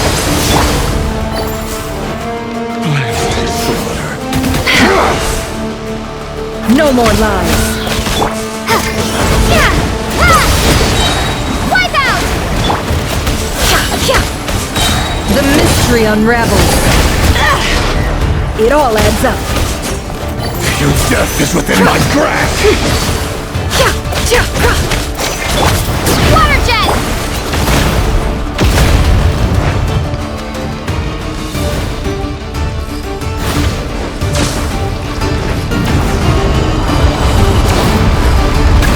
Shameless.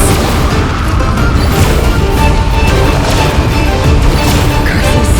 There's no other way.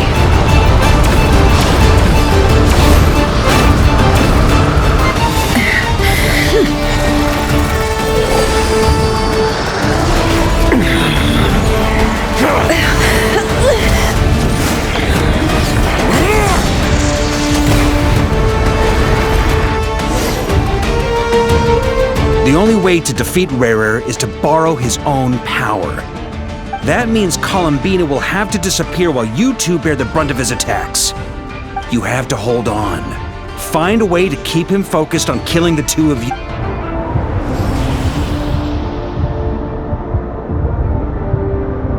Nefer! Your eyes are bleeding. Soon you will be powerless to resist, and then I will reduce you to dust. But that dust will plague your memories. Come on, keep holding on. Any other tricks up your sleeve, as entertaining as they are? You've backed yourself into a corner. You don't fool me. I see your fear clear as day. I have to stoke his rage. Make him unleash everything. You fear what you could never defeat. You fear the thought of never being able to save your beloved. You cannot win the fight against fate, Rerir. Is that what you think? Well, now it's your turn to feel afraid!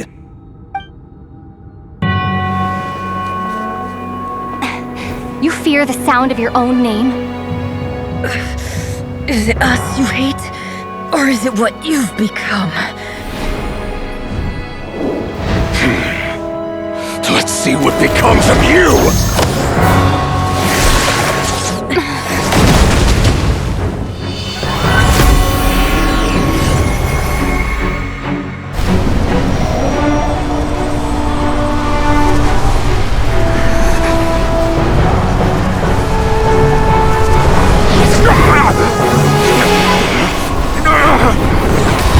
What's happening? That power. I've seen it before.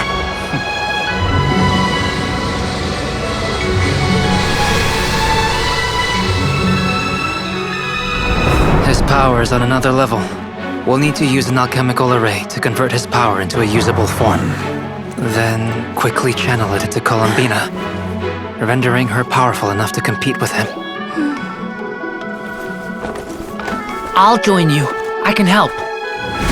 If I release enough abyssal energy into a confined space, it'll create a potential difference, allowing us to extract a huge amount of elemental energy.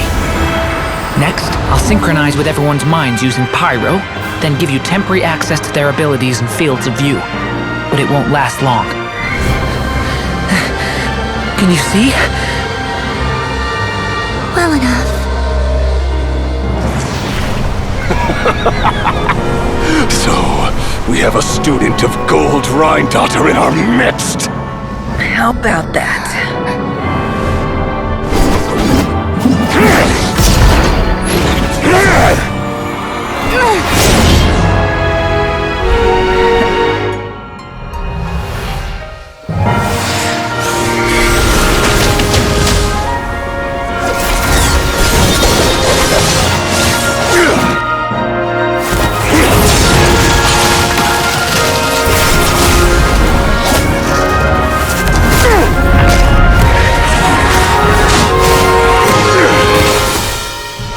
You use my own power against me? Just like how you stole Kuvaki. Look familiar?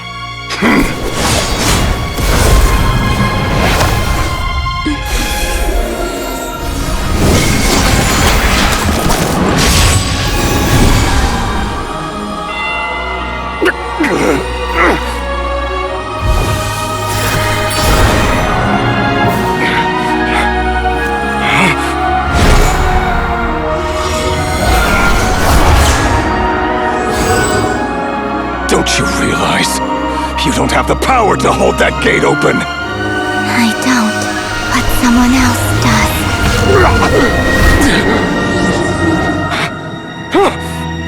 Goodbye, Rerir.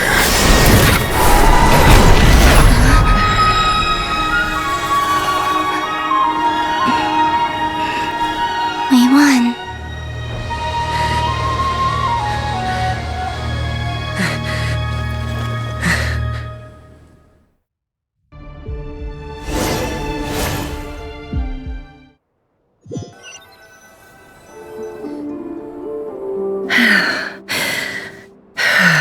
Nefer, how are your eyes? They're fine.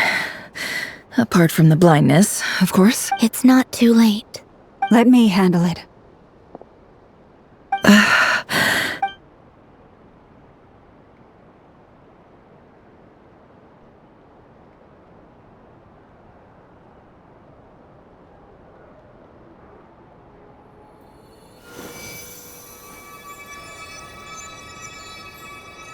Miss Nefer, it's not like you to lose your composure. That was the most reckless thing I've ever seen you do. Reckless how? The situation was critical. Our lives were at stake. We had to do something. Even so. Okay.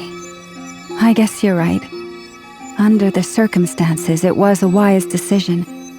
You traded your eyes for an incredible victory. In business terms, I suppose that's a huge return on investment. I'd be hard-pressed to argue otherwise. Still, I don't like this outcome, and I don't want you to lose your sight for good. People suffer when they make sacrifices they shouldn't have to make, whether that means faith, strength, or in this case, your ability to even see. I had hoped you could win without sacrificing so much as a single hair on your head. Thank you. Really. All done. Don't try and open your eyes just yet. We'll see how you're doing in a couple of days. Until then, please follow your recovery plan to the letter. I'll send full details through Yehoda. For now, just get yourself home, relax, and rest. My dear friends, we have fought bravely and achieved a spectacular victory. A dark cloud has been lifted from the skies of Nod Krai. All in this land will be grateful for what you have done. The moon will remember this day. Thank you both.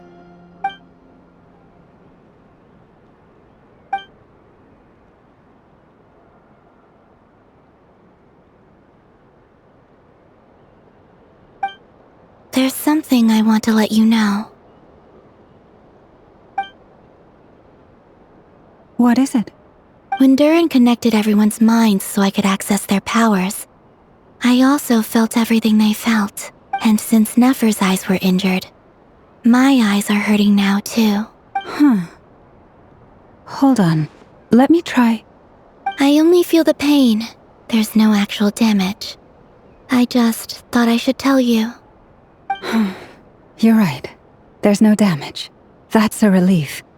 But I must say, I'm surprised to hear the Kutar share something like this with me. In the past, you never used to open up about yourself. Things are a little different now from how they were. I'm learning to share how I truly feel with my friends. Friends? You have no idea how glad I am to hear that.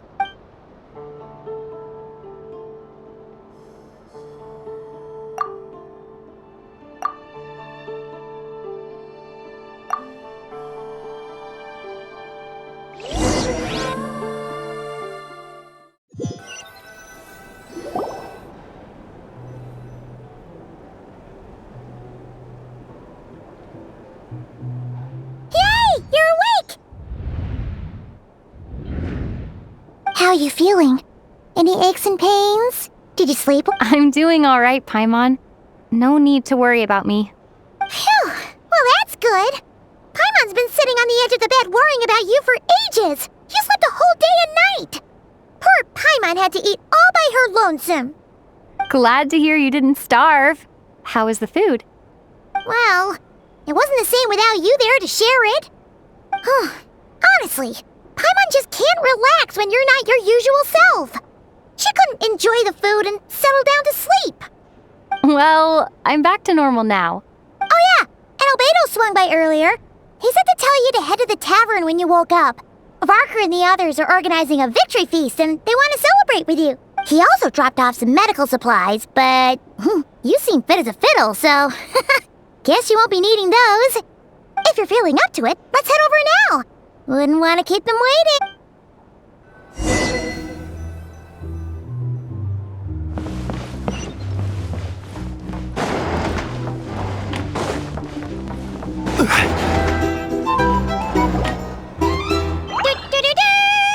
We're here!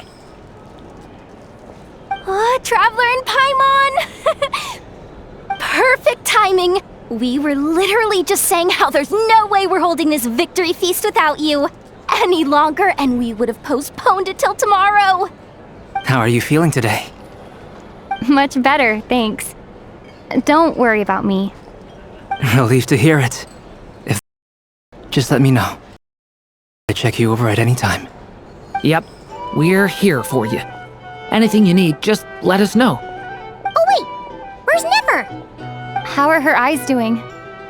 Nefer's right over there. I'm sure she'd love to catch up with you.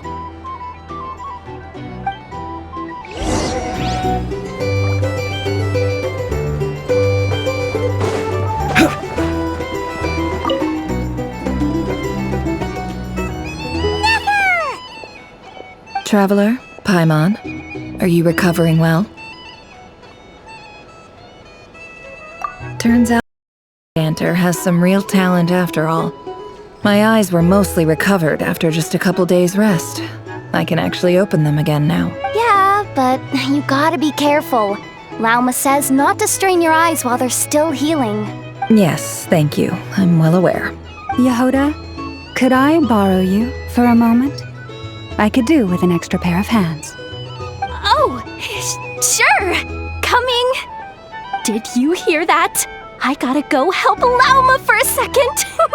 You guys chat among yourselves. I'll grab us some drinks on the way back. Paimon, you still like them sweet? You bet! Make it extra sweet, because Paimon's earned it! Sure thing!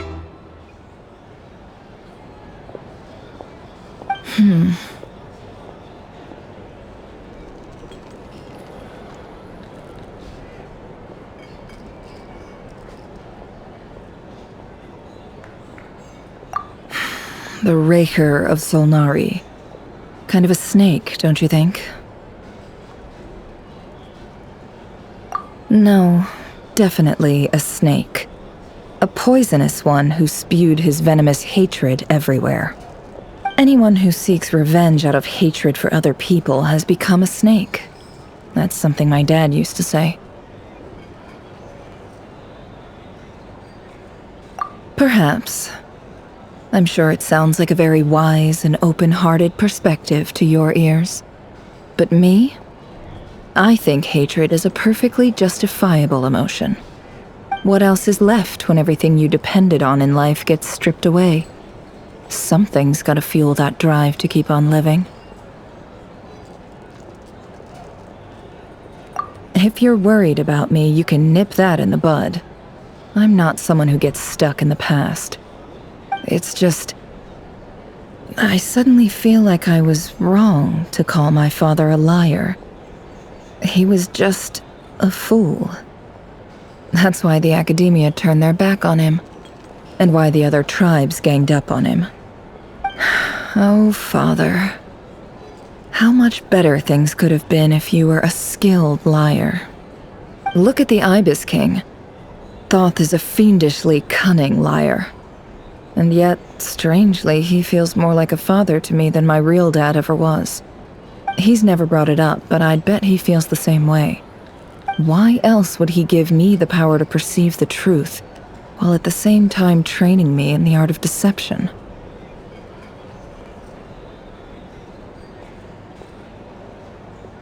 Well, King Deshret banished him to Aru, which is essentially a prison, and posed 3 questions to him. He promised that he'd have his freedom if he could find the answers. His response was to take on a physical form and approach me, hoping that I could become his envoy and search for one of the answers on his behalf. Did he really think I'd fall for that? He's stuck there. He can't make me return what he gave to me. So that's enough for you to decide he's nice, is it? He's a prisoner, and he was scared. So he decided to perform some good deeds to win people's approval. He lives in fear because he's a deceiver. How is Rerir any different? You can't work as a spy your whole life and expect a happy ending. It's preposterous. Yet I can't say I don't understand it. Liars live in the darkness of their own making, but it's still human nature to want to go on living. They say that a liar's soul is the most worthless thing in the world. What do you think?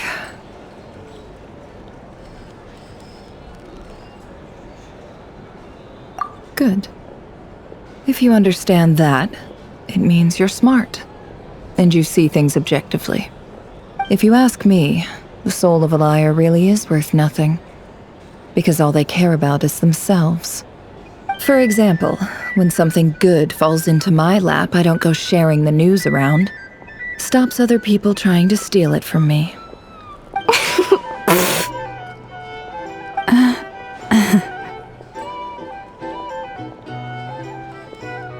So be it. They have sharp ears. I can't keep anything from them.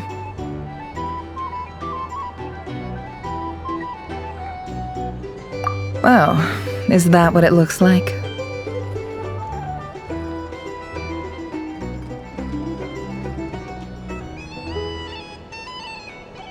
Well, you all know my past now, and I can't simply eliminate everyone who knows too much. So I get when you find yourself in a situation you can't control, the safest play is to keep calm and start monitoring everyone involved like a hawk.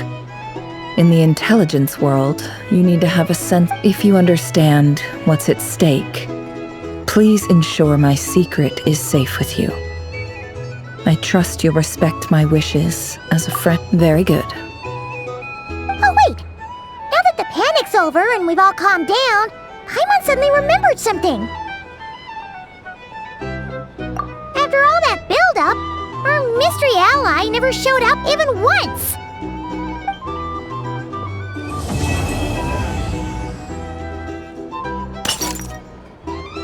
Huh?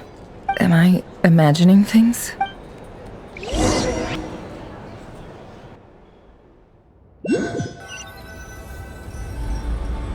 So, that close colleague who stayed behind with you? What's he been up to recently? Don't know, don't care.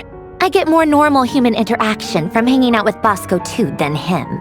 Although, now you mention it, he hasn't bothered me in a while.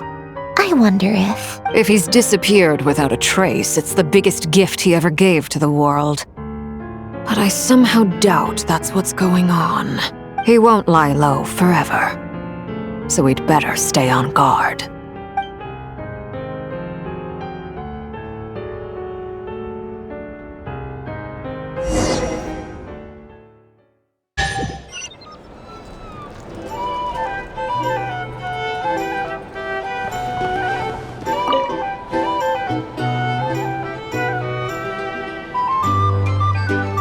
Ah, Lord Sangama Bay. How lovely to see you. I must thank you for the device you provided. It was an enormous help. Would I be right in thinking that it was developed by the Academia? Why come and ask me when you clearly know already? I mostly came to thank you. That's more like it. A little gratitude goes a long way with Lord Sangama Bay. Play your cards right, and you might even stand a chance of becoming my The chance to work with such a kind and charitable investor as yourself would be a great honor for the Curatorium. Huh? Charitable? Who said anything about charity? First time hearing about it. Let's see. The first plot of land you purchased in Nod Krai, your desert interests, and...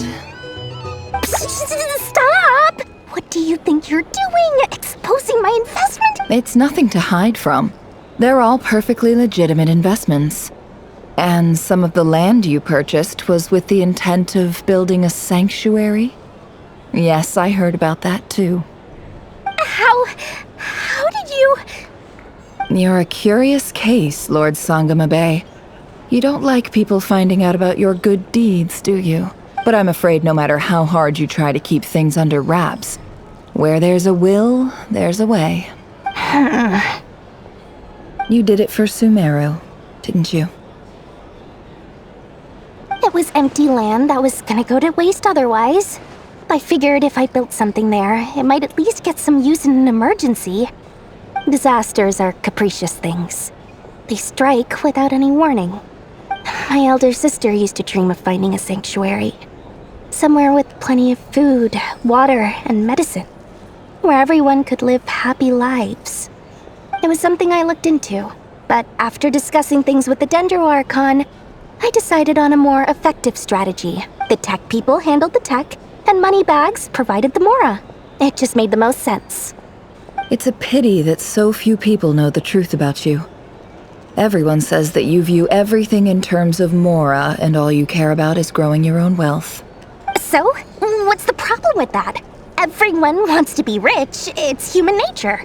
So yes, I love Mora, and it's nothing to be ashamed of. But surely you have dreams of your own, beyond just making Mora. You don't get it, do you? My dream is to invest in other people's dreams. And, make a nice little slice for myself along the way. Just thinking about it makes me... Thank you. For the... And the pendant. Oh, that. I was just returning a favor. Don't worry about it. Seems like we've both been away from home for a very long time. Yeah. So long that I barely remember what my family even looked like. That would be your mother, father, and sister? Yeah, though it's been years since my sister passed away. It's not like I want to forget them, obviously, but memory can be even more ruthless than the most calculating business person. Beyond a certain point, if something isn't helping you, it just gets rid of it. My sister can't help me now. Slowly but surely, her face is fading from my mind's eye. It's become a vague impression. Not everything will fade. When loved ones pass away, the beautiful memories are the ones that last the longest. Yeah, that's true. If you ask me, that's the one silver lining in all of it. Well, that, plus, I'm sure that life is much better now than it was back then. Oh, absolutely. I have tons of Mora, a big beautiful house, business is booming, and I'm as happy as can be. You've got a lot going for you too. Boss of the Curatorium of Secrets? I'm sure there's plenty of Mora to be made in that line of work. I appreciate the vote of confidence.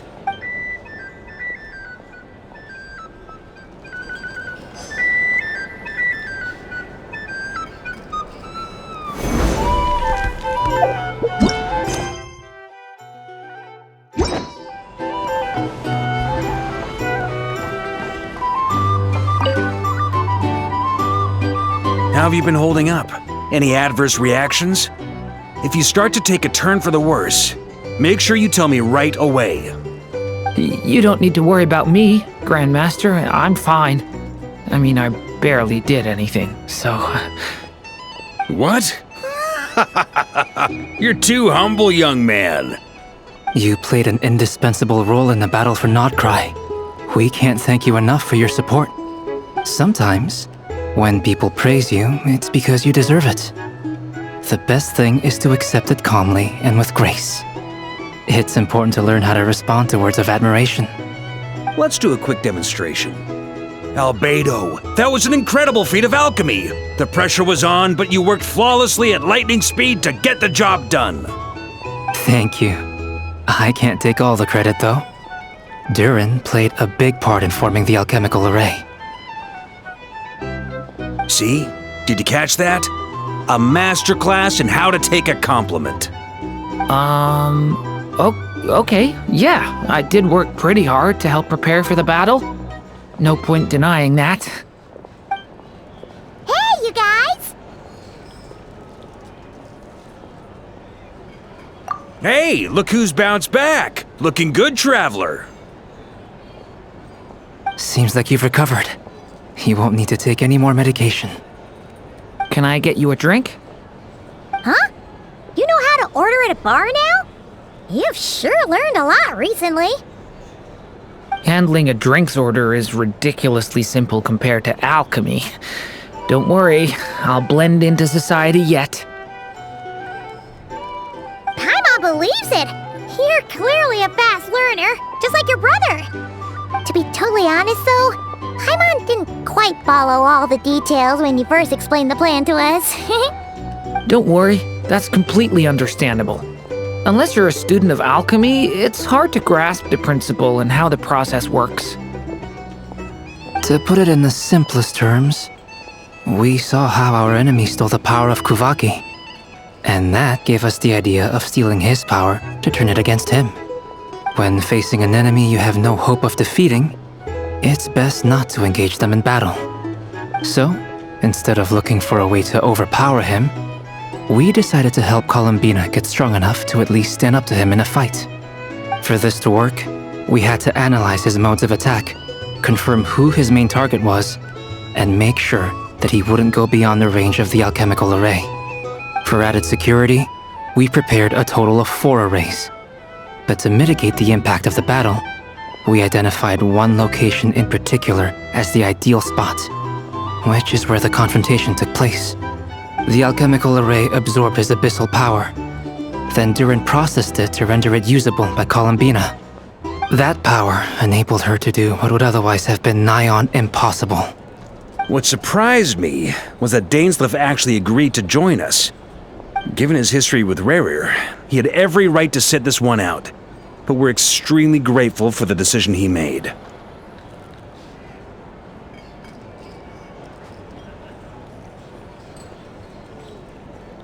It must have been a painful choice to make. But I'm sure that making a decision was far better for him than staying in limbo. Absolutely. He was torn between 2 paths, but in the end, he made his choice and stuck to it resolutely. He doesn't strike me as the sort of person who'd stay trapped in limbo for long. Anyway, however you cut it, everyone gave a stellar performance. And now, it's time to kick back and celebrate.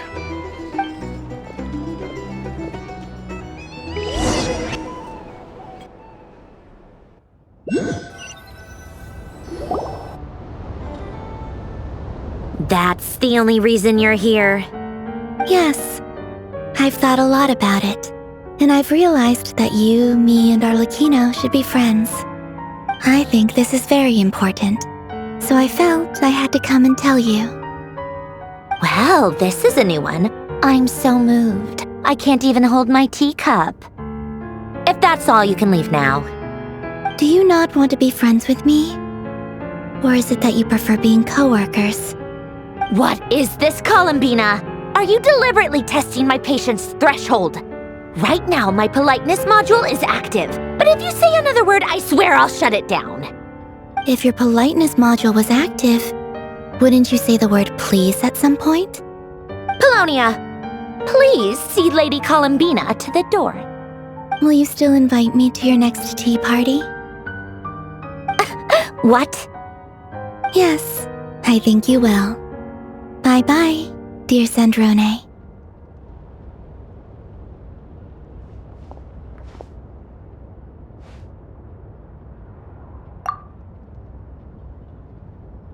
Last time, the Wild Hunt escorted you out.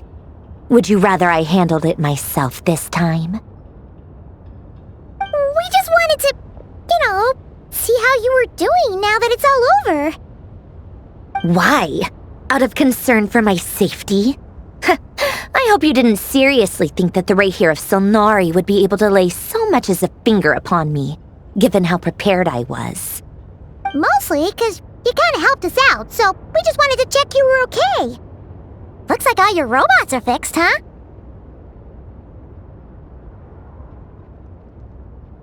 Oh, don't you worry about that. Tea time is already a write-off. The visitor before you managed to kill my appetite. If you're in the mood for tea, go ahead and help yourself. Otherwise, it's going to waste. My coasters are still missing in action, though. Use this notebook instead. Whoa! Pretty hefty notebook. Look at all those calculations. You can ignore those. They're just dumb scribblings. I doodle and write in my free time. Sometimes I remember the distant, dreamlike past. Sometimes I imagine the far-flung future. And other times, I grit my teeth and note down all the crazy nonsense going on in the present. Some people do the crosswords in the newspaper. this is my equivalent of that. Trying to predict the future is like daydreaming, and writing about the present just makes me furious. The past is my favorite. If nothing else, it's already set in stone, so I don't have to rack my brains trying to figure it all out. Huh. Although, having said that, the only vaguely interesting memory in my past is probably that guy they call Lord Artificer.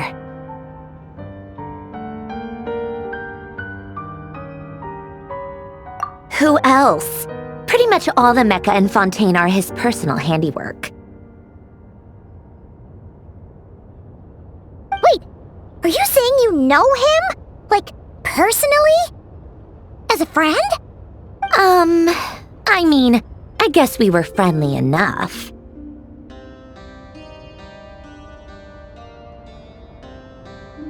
Yep. In fact, I'm probably the only normal person left who knew him at all. We used to chat occasionally back when he was still around. Before he passed away, he asked me to destroy all his manuscripts. I honored his request, but I did read through everything first before destroying them. I mean, I couldn't let the genius of Lord Artificer Alain Guillotin disappear like that. Would have been such a waste. So, that's where the formula's in your notebook are from? I just told you. Those are my equivalent of crossword puzzles. They're just dumb formulas that I solve for fun when I'm bored. Alain's work was like epic poetry. The formulas in my notebook are just silly little riddles in comparison. Not that there's anything bad about them. I mean, at least, solving those riddles isn't going to hurt anyone. Except me, 'cause I lose a few brain cells in the process. Anyway, while we're on the topic, I might as well tell you about what happened to him and his friends. Alain Guillotin had two close buddies, René and Jacob. They spent their childhood years together in the Narzissenkreuz Institute. They were all quite competitive, so there was some rivalry between them, but it was a friendly rivalry. But beneath the friendship and the rivalry ran something deeper, a sense of nostalgia for the past. Unfortunately, childhood would end. The prophecy would come true, the apocalypse would arrive, and the future would never be. A mad dream that would normally only capture the minds of lunatics began to take root in their hearts. A dream of saving the world. And if René and Alain had been people of lesser wits, that dream would probably have ended up as something for them to joke about in their older years. But alas, they were some of the sharpest minds around. They nurtured that dream with the full power of their intellect, and it grew into something that ate away at their souls. The first of them to fall under its spell was René. Against Alain's wishes, he persisted in experimenting on a mutual friend of theirs to try and save their life. Alain did not approve and parted ways with René. It's complicated. Alain wanted to believe that René only did what he did for the sake of their friendship. But when he told me about what happened, I could tell he still had some suspicions about René's motives. Perhaps the seed that would grow into a nightmare had already sprouted in René's mind. Even then. The next time they met, René's soul had been completely engulfed by the dream of salvation. His futile attempt to change the tide of fate only resulted in a wave that swallowed up the world, even before the apocalypse came. And although that wave died down eventually, I hear that it just recently came back with a vengeance. As I understand, René wanted to live out his dream of salvation once more. But I'm told that the attempted resurgence finally died out for good. At long last, René awoke from his deluded dream. Though of course by then it was far too late. What do you think of René? Do you admire his transcendent genius? His view that any price was worth paying to achieve the lofty goal of saving the world? Or do you despise him? Dismiss him as an evil madman who wrought havoc on the lives of everyone around him as he pursued his delusional dream? Same difference, really. Just a matter of perspective. What a cop-out. But I suspect you'd have a more incisive and insightful answer if we dug into it, for I don't like fanatics who give up their whole lives for their ideology. Nor do I like fools who let their delusions take control. Maybe I could understand if Renee had just been an ordinary person. But he had a sage-like intellect, and still managed to get himself lost in the labyrinth of his own desires. Anyway, that's enough about Renee. Now, moving on to Alain Guillotin, the Lord Artificer. He managed to put a stop to the first storm whipped up by Renee. But after that, Alain lost his friends and family. To his credit, I suppose, the loss of his family and friends was purely a tragic accident. It's not like Alain sacrificed them for his cause or anything. After that, the only thing supporting his work was the same dream that had dragged his closest friend down to the abyss. But although the desire to save Fontaine drove him to found the Fontaine Research Institute, Alain continued to reject any form of transcendental knowledge or power. He was suspicious and fearful of it, having seen the way it had affected his closest friend.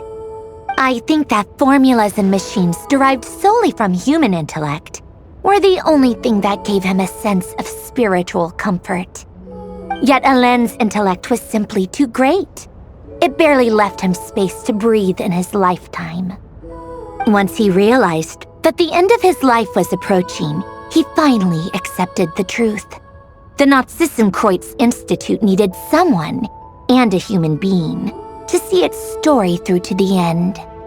He quit working on his formulas, trading them in for the fairy tales that had played such a formative role in his childhood, but which he'd barely touched in his adult life. He told me that the director of the Nazissenkreuz Institute used to read those fairy tales to the children as bedtime stories. Apparently, they worked wonders at sending kids off to sleep. I think that all he wanted at that time in his life was to be able to sleep deeply without being plagued by depression. By that point, nothing else really mattered. At the very end, he laid down to rest in the ruins of the former Nazissenkreuz Institute orphanage, while the Fontaine Research Institute he had founded continued tirelessly with its work. Many years after that, tensions over competing dreams would once again cause a rift, this time between members of the Fontaine Research Institute. But the actions of those fools had nothing at all to do with Alain. And that is the story of two people from the Nazissenkreuz Institute who both wanted to save the world. One went all in on his fantasy of salvation without ever looking back, and ended up calmly sinking to the bottom of the deepest sea. The other sought desperately to burn bright in his life, even though he wasn't sure where he was going. I do sometimes wonder, why is it that people like them have such grand hopes of saving the world? Even the grandest tree starts as a tiny seed. So perhaps, for each of them, their mission to save the world began with a very simple desire: to save themselves. They were young children with friends and family who mattered to them, desires to explore the meaning of life, ambitions to have a successful career. They didn't want to see all of that taken away in one fell swoop. Or maybe they just wanted to find something to anchor themselves within the chaos, to stop them getting quietly swept away by the storms of life. But instead, the search for their own salvation took them down the rocky road laid out by fate. Do you think the desire to save oneself is enough of a justification to try and save the world?